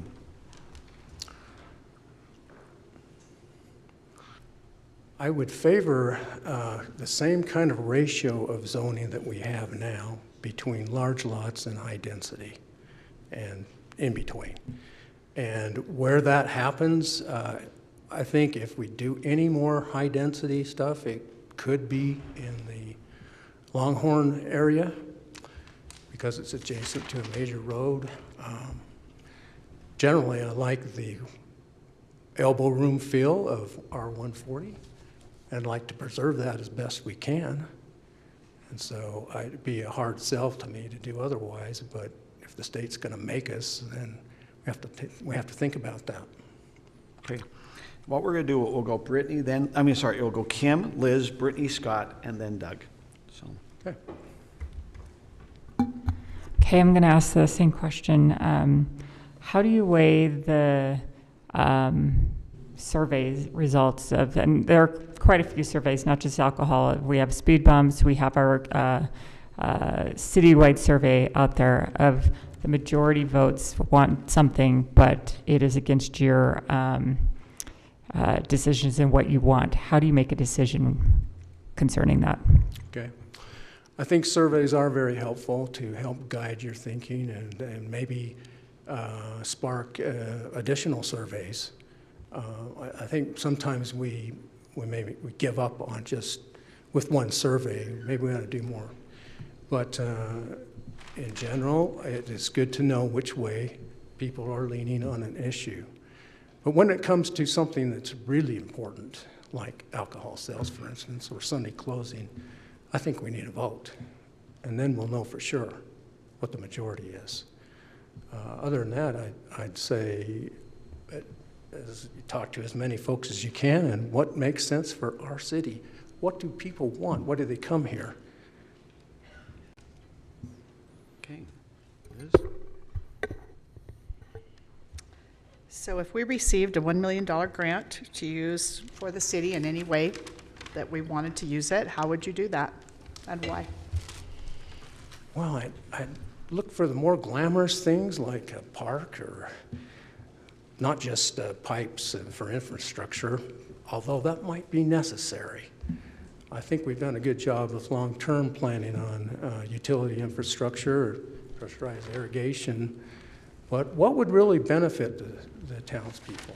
Maybe, I know there's talk of a recreation center. I'd like to get, that's one thing I'd like to understand the majority.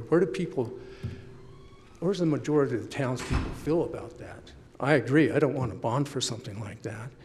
But maybe if it's a grant, maybe that's a possibility.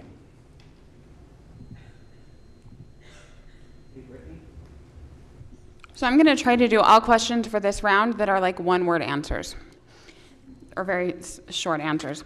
What is the most important principle that you look to when you're faced with a difficult decision? Listening and research. I'm sorry, I missed that. Could you repeat? Listening and research. Thank you. Okay. So one of the upcoming council items is at this particular time we have 500 more pressurized irrigation meters that are being installed, and then we will meet the state mandate that we have to have it done by 2030. What process would you go through as a member of the council in order to establish rates for pressurized irrigation, considering the fact that many people gave up their water shares when the Highland pressurized system was installed? Right, that seems a little unfair. You should be able to use all the water and that you want at a reasonable price. But I understand the dilemma. We have limited resources. So I would say study the data. Let's take what we've measured so far. What's the general outcome for different size lots? And I take that into account, and then what's the overall bill? And wouldn't it make sense to just divide it up? And I think you have to factor in the size of the lot too, because people that have 1 acre lots are going to use more water than those 1/4 acre for sure. So do they have to pay 4 times as much? I'm not sure that's fair either. So I think that's a factor that needs to be weighed in as well.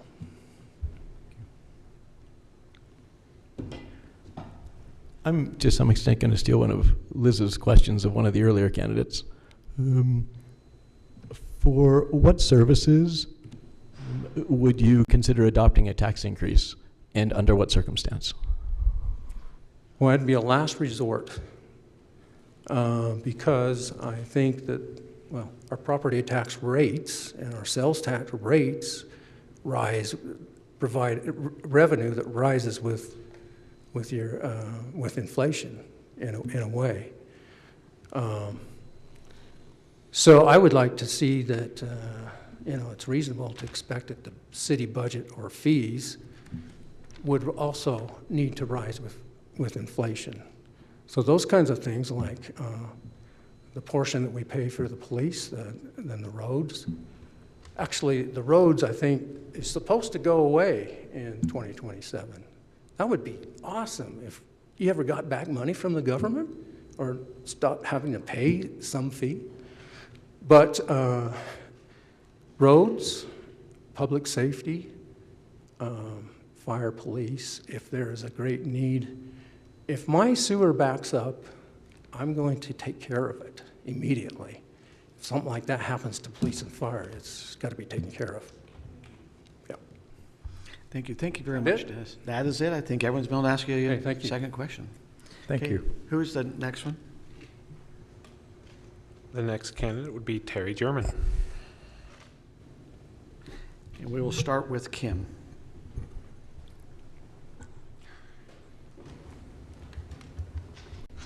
Hi, Terry.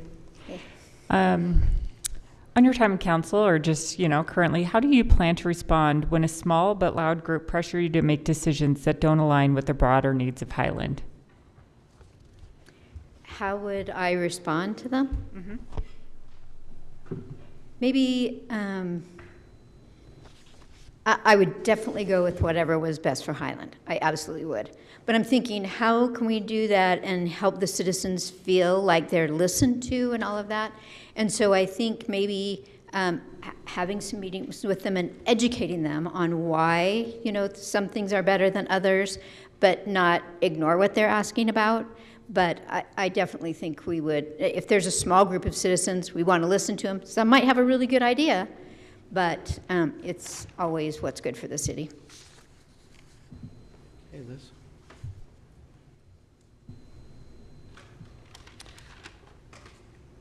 Tell me what you think senior housing would look like in Highland. I'm so glad you asked that, because I've had a number of friends who actually have left the city because they couldn't stay. I mean, they could have stayed in their 6,000 square foot house. It doesn't make any sense at all, you know, when it's just the one person. So I think giving something, providing something for those citizens to be able to stay in their community where they've participated, paid into the taxes, really contributed to the area for so long, I think is really important. So I think the senior housing is important. I've got my own ideas on that. I think instead of having senior housing back up to the roads, where it's not the most preferable, let's get them on to the other side where they're backing up to the park, where they can walk and they can do all these things. You know, not just take what a developer would normally do, but say what's going to be good for those citizens. So, thank you. Aaron, the timer is going for 2 minutes. Does it need to be reset for 1 minute? No, it's supposed to be for 2 minutes. Okay, just want to make sure. Okay. Am I talking too long? No. Okay. No. I think the next one is it. Brittany, did you already have an opportunity? No. I'm going to stick with my question. What is the most important principle to you when you make a decision?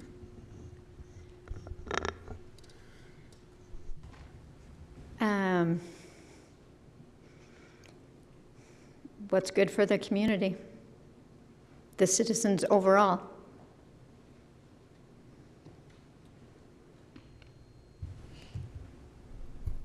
Okay, Scott. Okay. Brittany asked short questions. Okay. One of the things that I've seen, I've been in Highland 37 years now, and I've watched it grow from 5,000 people up to well over 20,000, 21, 22, maybe 23, we kind of debate all the time. But with the state highways, North County, and Timpanogos Highway bring a lot of traffic in through our community, a lot of congestion and noise. We've been having a debate with the general plan about walkability. You just mentioned that, about senior housing. Yeah. But we would like to some way connect the two sides of our town center, the side on the north with Highland Mains and the side on the south where people didn't have to get in their car and drive. How would you overcome the dilemma is that you have the Timpanogos Highway in between, and they're going to expand that to 7 lanes according to UDOT. How would you connect the two sides and make it walkable? I haven't thought about it enough to probably give you a good answer. You do see the walkways that go over the streets and that kind of thing, but that doesn't seem very workable for certain parts of the community. Yeah, I don't know. I'd have to think about it, so I'm sorry. Well, that's okay. We're thinking about it too. So. Yeah. We wanted to know the answer. That was a tough I question. mean, it's a I good wanted question. the answer. It's a good question. It's really important. And Yeah. so it is something that some thought should go into to say, here's some different options. How can we work that or whatever? Yeah, it's a strategy of when you have a difficult problem, you ask all your applicants to. That's right. I'm doing the research. That's right. Terry, we've talked about the city being debt-free coming up shortly with paying off the last of our bonds. Yeah. What are the things for which you would support issuing new bonds?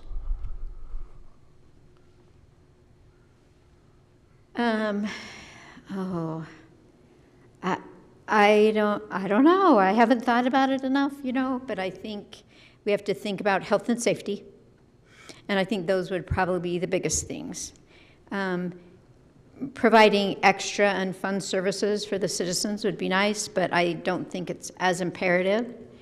And I think thinking through a lot of the things we want to do in a little bit different way, so that it's like, oh, it'd be so great to have this, but yeah, that's a good idea. Can we make it smaller? Can we get the citizens to contribute? What can we do to make it workable without going into a bunch of debt? I think would be important too. And I think citizens overall would support something that was a really good idea, especially if they felt like you were being really conservative about your approach on it. Then they'd probably be more inclined to go, yeah, they're doing the best they can, and let's jump in there, Thank you. Terry, we're right in the middle of possibly the next council meeting. They're going to be voting on finalizing the general plan. As you look at the general plan, what would you want to make sure is in there, and are there changes that you would see that you'd want instituted before the council does their final vote? Again, this whole idea of participating in this just came up to me recently, so I haven't had a chance to go back over the general plan. I think the direction the city has gone over time in essence is pretty good.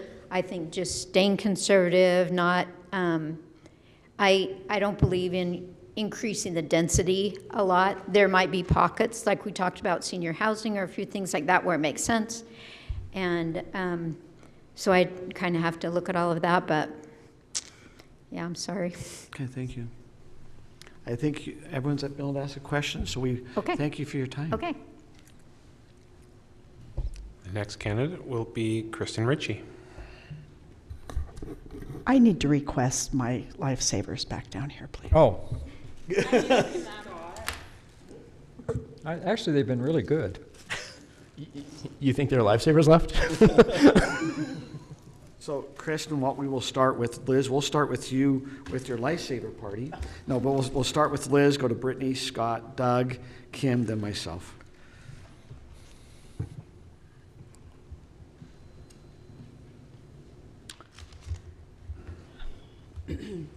So how do you plan on keeping the state or the governor in check and out of city government?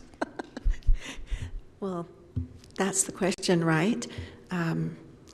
I think it involves good people standing up at the legislative sessions against specific actions that are being taken, voicing their opinions strongly, basically talking with legislators about concerns.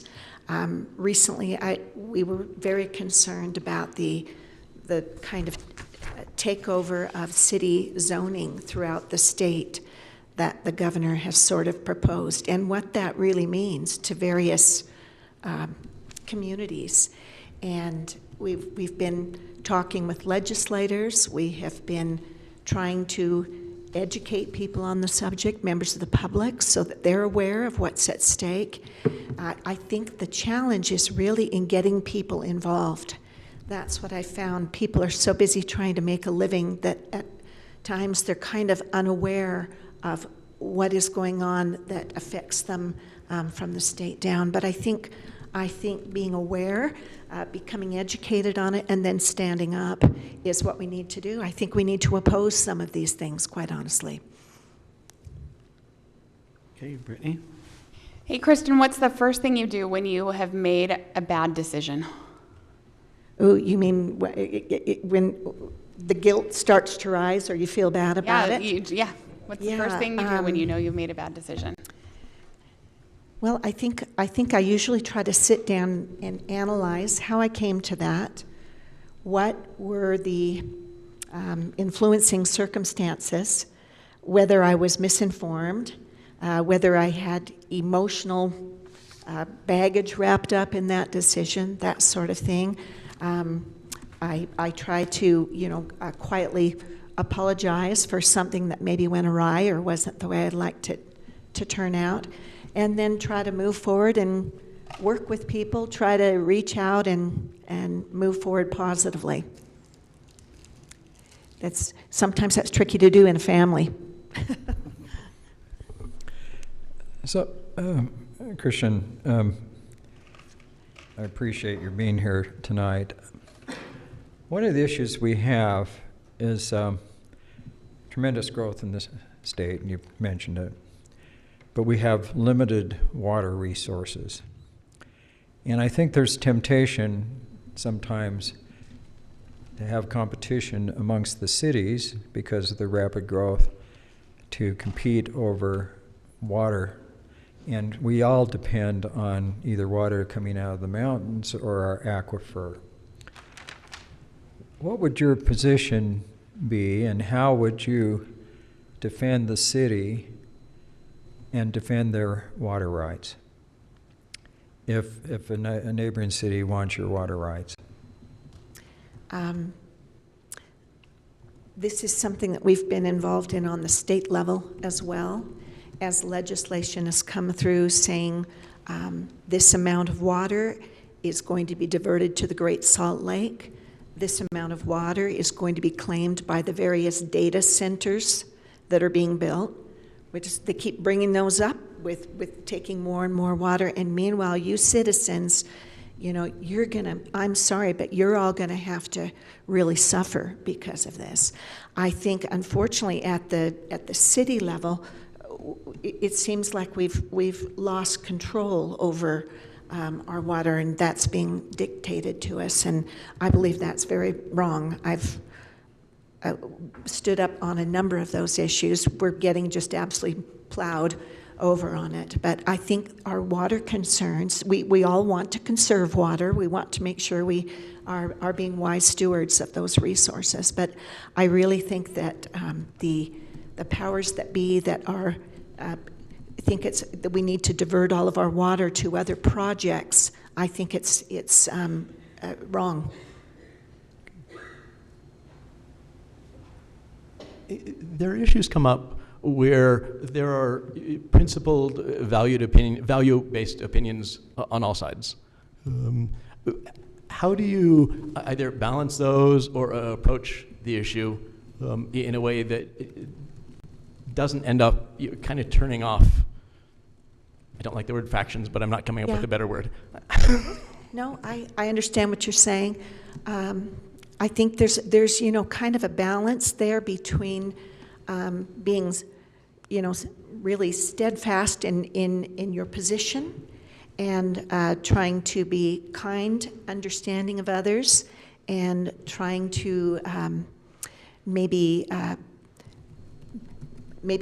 have a dialogue and discuss various concerns to see if there's common ground.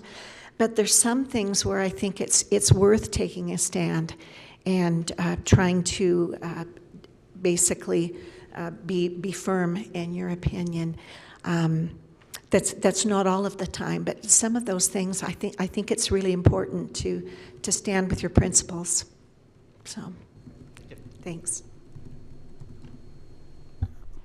Hi. What is the city council decision that you would have voted the same way, and what is one that you would have voted differently? Well, let's see.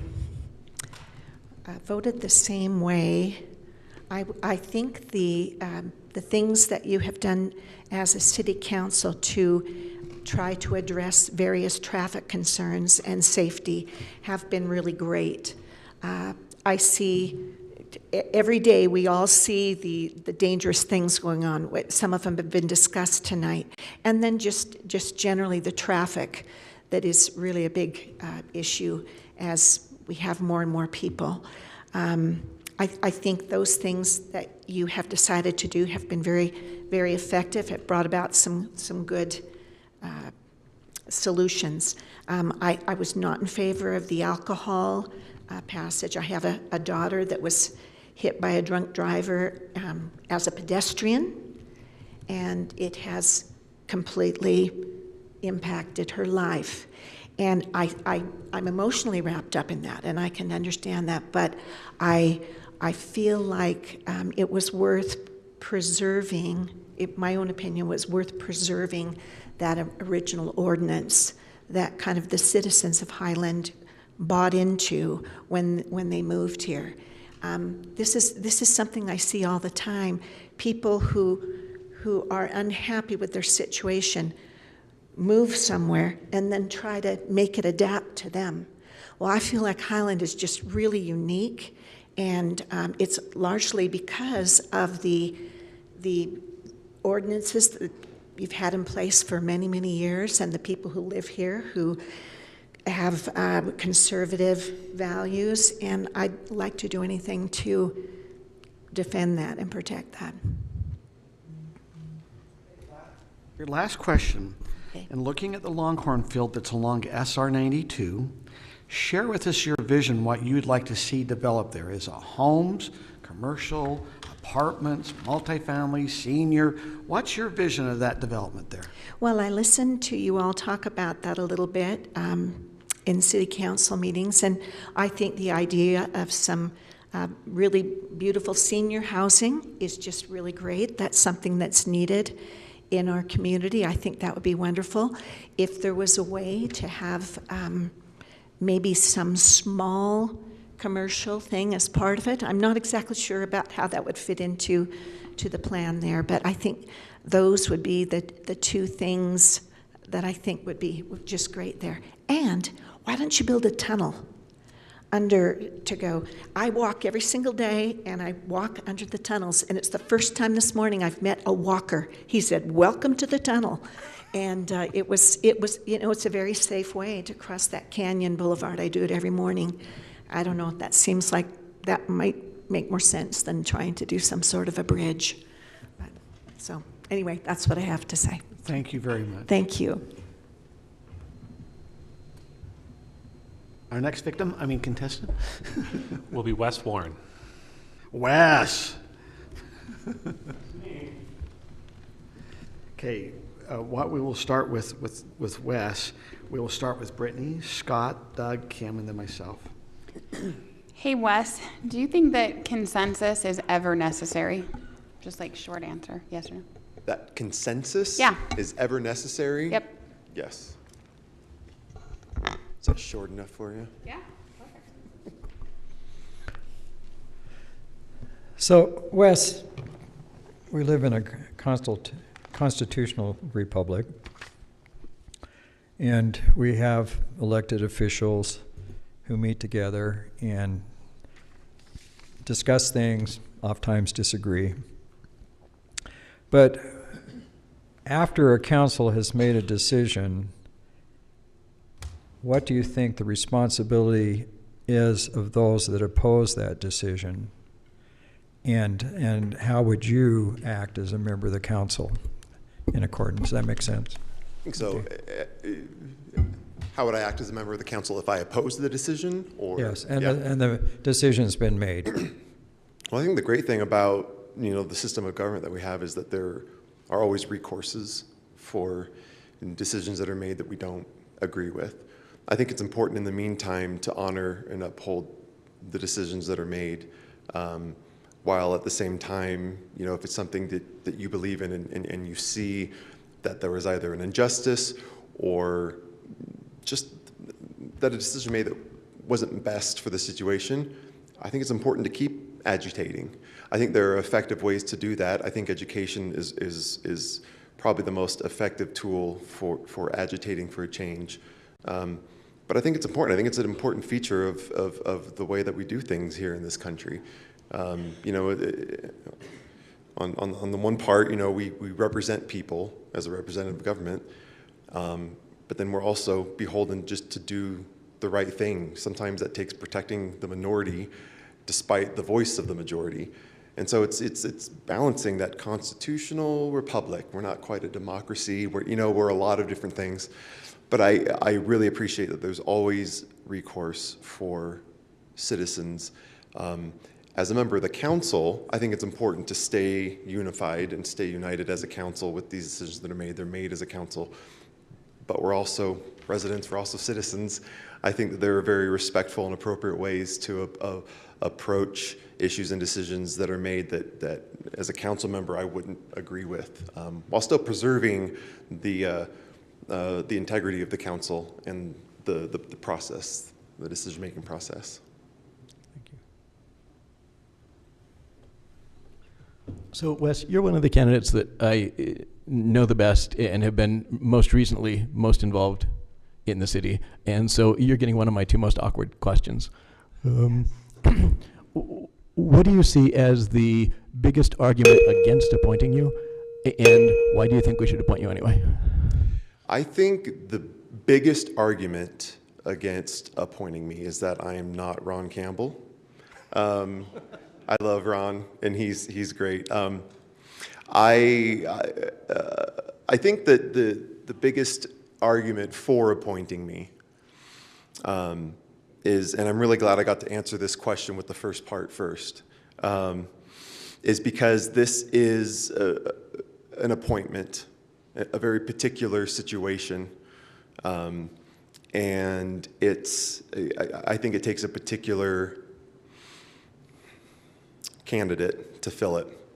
I think that it's not a great, there was a lot of pushback a couple years ago about this whole process, right? Who's the city council to go appointing a council member? These things need to happen through the will and the voice of the people and through a vote. And I worry that back-to-back appointments from the same candidate isn't a good look. I don't think that's fair to the city, to the council, and certainly not fair to Ron. And I also feel like, I started to hit during my campaigning kind of a stride towards the last few weeks. I was really getting out and talking to people, and I was surprised by how many conversations I had where people didn't feel represented. And I would tell them, no, we have a really diverse council. It's you name it, gender, age, whatever. One of my great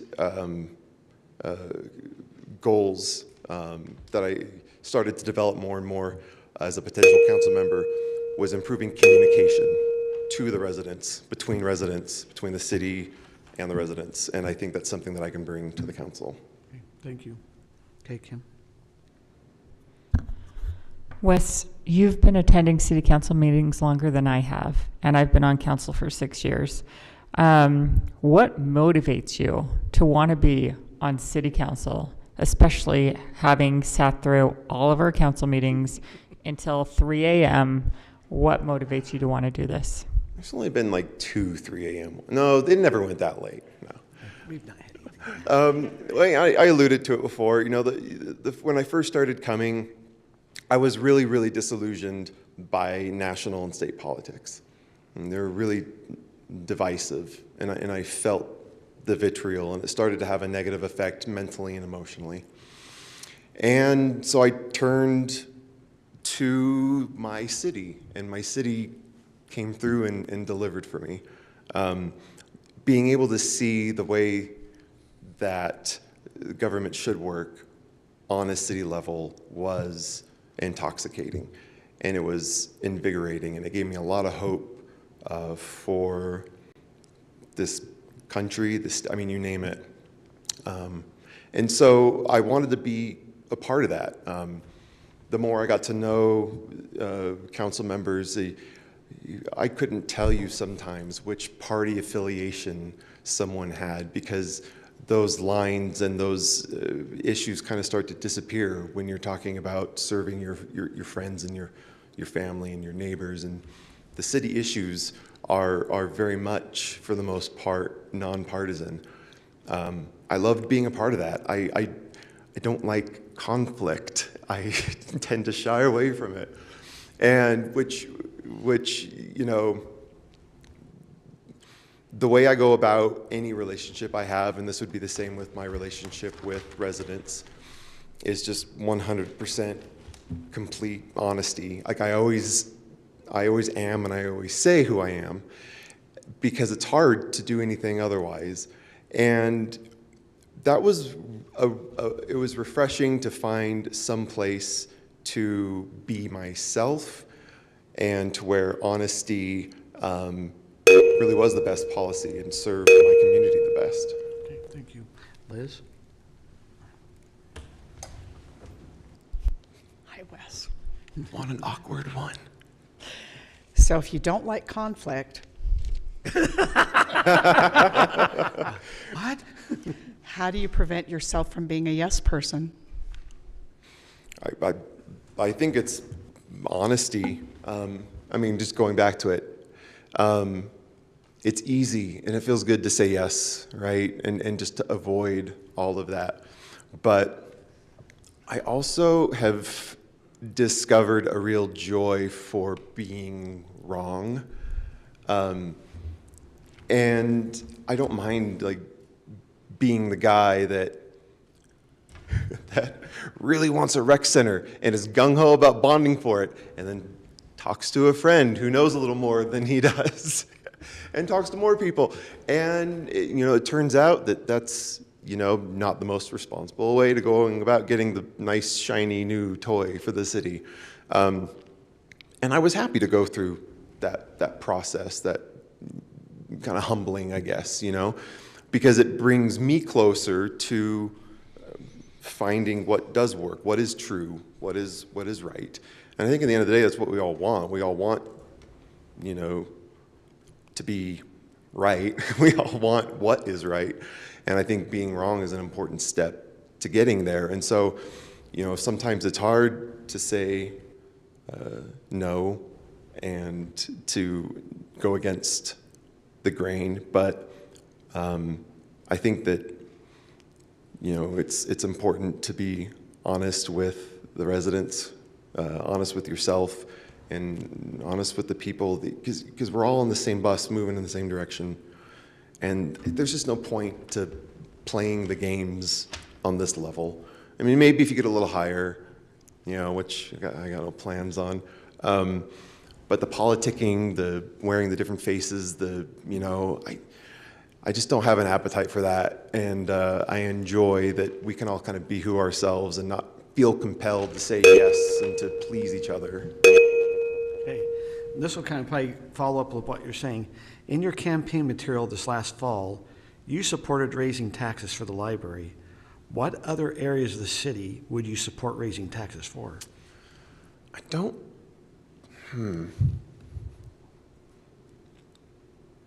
Right now, I can't think of anything that I would. I think there are the obvious things that taxes pay for that we need, and I think we're good right now.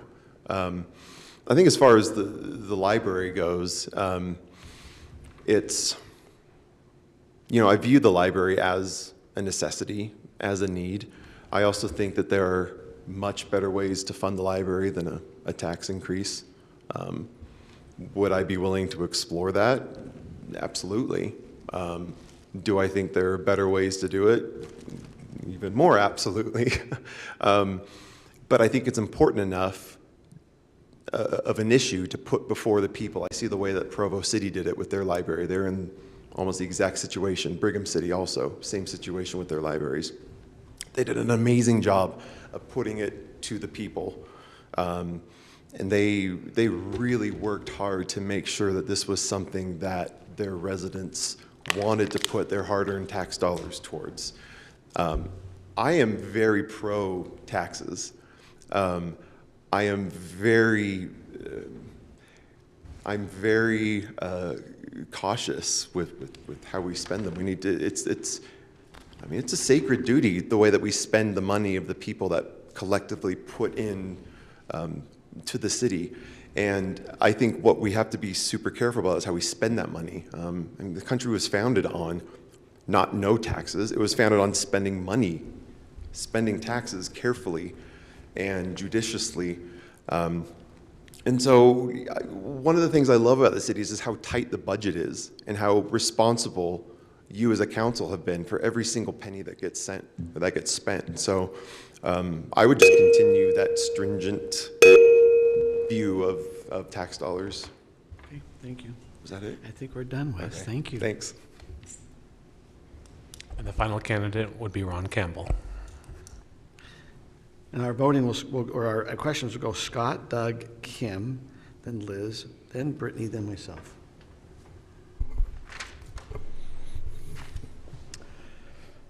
Okay. It's always hard to be the last candidate up here. I'm just glad I'm here. Yes. So I'm going to give you a little easier question because you've been on the council. But can you explain to me how the enterprise funds work, how we fund those, and how we make decisions on whether we need to adjust rates? The enterprise funds are basically the utilities that we charge.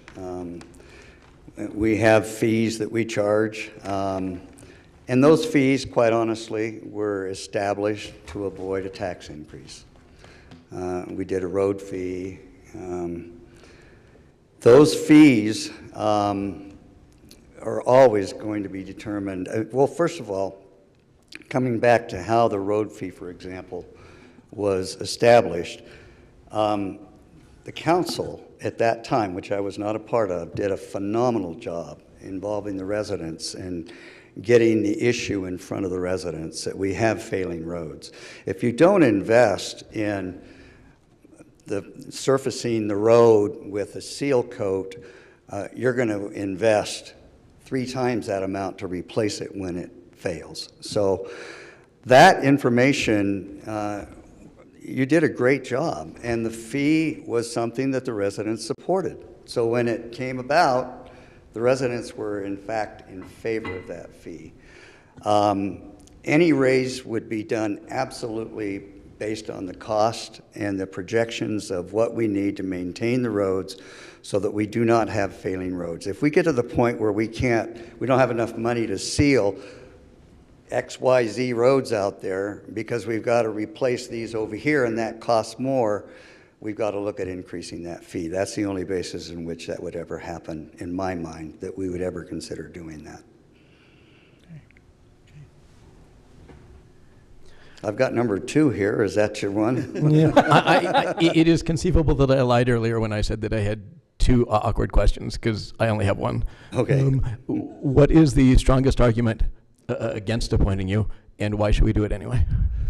I think the strongest argument is there's always a benefit when you have new blood that comes onto the council. The other side of that is there's also a benefit of consistency on the council. I feel like in 2 years that I've learned a great deal. I've made mistakes. I'll just share with you. I've got time to do that. A mistake that I feel like I made. And it had to do with the limitation of campaign contributions by developers who is doing business in the city. It all sounded great. I supported it, compromised a little bit, went down from 1,000 to 500, and it felt right. And then I get this desire to come in and run for election, and I get this training. And part of that training spends 10 minutes on something that I caused to have happen. The city, the amount of work that the city had to go through, I got pages of information about that one issue that I had to read that had to be prepared for me as a candidate. I had to have a list, the city had to put together a list of all the developers that are doing business with the city. That staff work was something I did not consider, period. Now, does it mean I would change and reverse it and say, no, I shouldn't have done that? No, I should have thought about it and been more judicious in the thought process. And whether or not I would decide to move forward with that motion, I don't know the answer to that. But I do know that in the future, I want to be able to take time to look at what impact does this really have if we pass it. It sounds wonderful, but what's the impact? Thank you, Kim.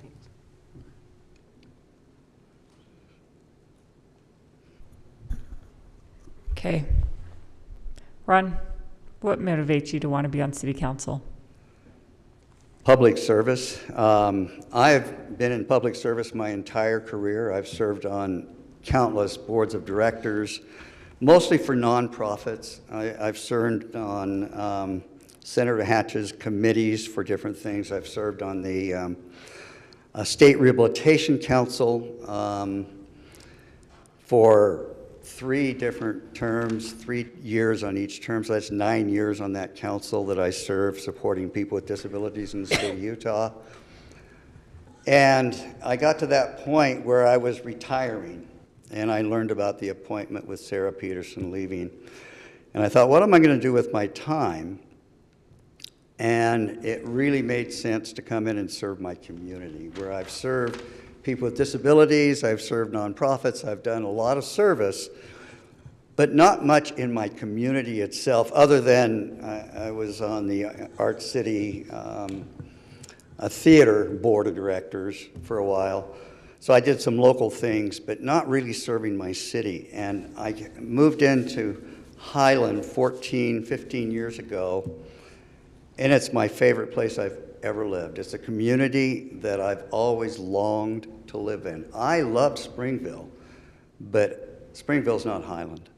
Highland is its own character, and the open space is part of it.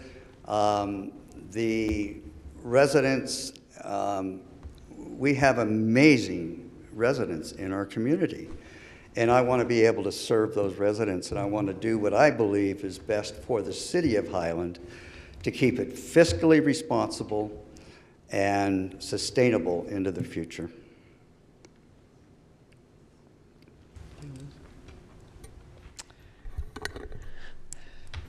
So you can't use taxes on this, and you can't use donations because we have that, okay? Okay. So here's the question. As I've talked to residents, they really like Libby with the library, and I know that yes. the library is pretty passionate with you as well. Right. How do we save Libby without a donation, without a tax? The only other answer is the general fund. We do have money in the general fund that we could put to that. And when we did the resident survey, there was a number of residents. Between the general fund and a tax increase, 66% of the residents wanted to support the library, either by using the general fund or by a tax increase. I can't remember which one had most, but between the two, it was over half the residents. So I think the library is important, and I think Libby is important. My own children use Libby, and when they learned about this, they were calling me saying, "Dad, what are you going to do in your library?" Because Libby really is important. Brittany? Yeah, I just really appreciate everybody who took the time to be here and answer questions, and it's been really fun to listen and to answer the questions for myself in my own brain. And so thank you all. Just a one-word answer again, Ron. What is the most important principle you follow when you're making a really hard decision? I think, well, 3 words: open-minded and listening. And being open-minded meaning but I really believe listening. Listening to the residents, but it's also listening to other council members and collaborating and recognizing that we all have different perspectives. We all come from a different life that we've lived, and when we look at things, we look at it differently. And I've learned more from people on the council than I have from my own, if that makes sense. I appreciate the differences when we have differences, and I appreciate the fact that we can come to common ground. And we've done so. Like I say, the number of 5-0 votes is shocking to me. It's wonderful. They shouldn't all be 5-0. I don't think that's a goal that we should achieve. But when it's not, I do hope that we've listened, not just to the residents, but to one another. Okay. Was that more than one word? Listening. Okay. Looking at the city's development code, do you think the city should do away with the R140 zoning And where do you think the city should put multifamily housing or senior housing? Now, say the first. City Development Code. Do Right. you think the city should do away with the R140 zone? And where in the city do you see multifamily housing or senior housing? Okay, that's a really good question. The first part of it is no, we don't do away with the R140 zone. I think a lot of what's left in the city that is R140 remains R140 unless we have that specific purpose. And senior housing's one of them. And let's talk about senior housing. I'm not talking about a condo. I'm talking about, or even an apartment. I'm talking about a small home on a small piece of property, maybe on the outlying area of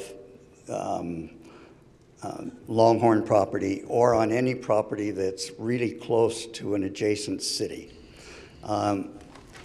Those areas that really do not have a negative impact on the feel of the city, if you will.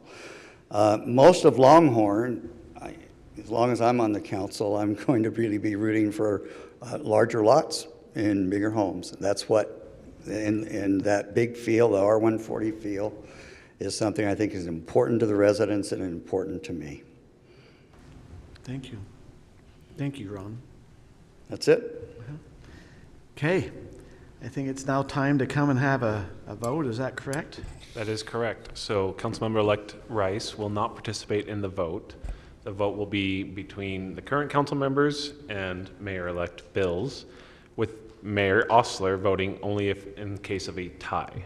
So I will hand out ballots to all 5 of you. Mayor, do not fill out a ballot until we ask, if we ask. And the reason that Mayor-elect Bills is voting is not because she is Mayor-elect.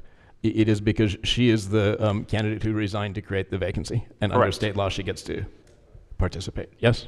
That is correct. That's what state law directs us to do.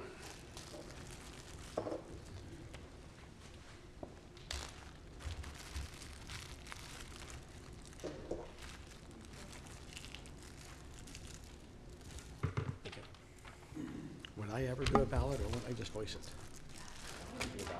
Okay. Okay. You can use mine.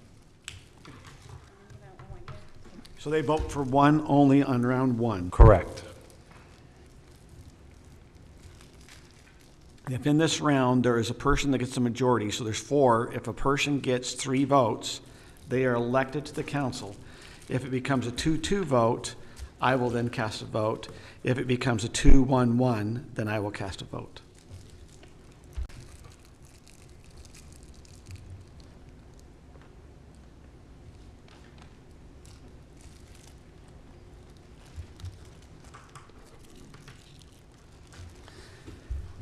Anticipation. I could tell a joke. Why they're doing this? It's been hard to see all of you come up and just this great desire to serve the community. And I'm going, am I giving up on the community, not going forward? I mean, it's just like, I love the desire that you guys have to want to serve the city. You do know that it's too late to change your mind. I just want to tell you, it is patriotic. I just love it. I just keep going, okay, we'll see what my adventure. Do I come back sometime? Who knows? But it's been, seriously, you just invigorate. I'm going, wow. I just love that everyone wants to come serve the community. So thank you for being willing to do that.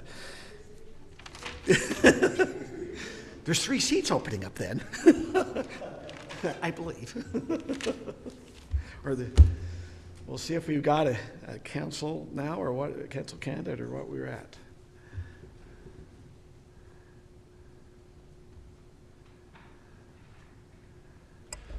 There is currently a tie for second place. Oh, poop. Mayor, could you please cast a vote between Wes Warren and Kristen Ritchie?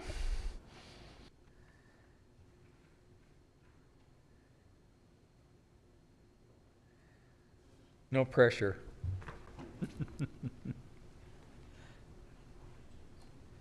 Now, okay, just help us. After this vote, then we'll have one more round of questions? No, there will be no more.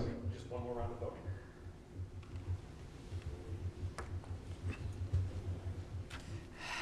Okay.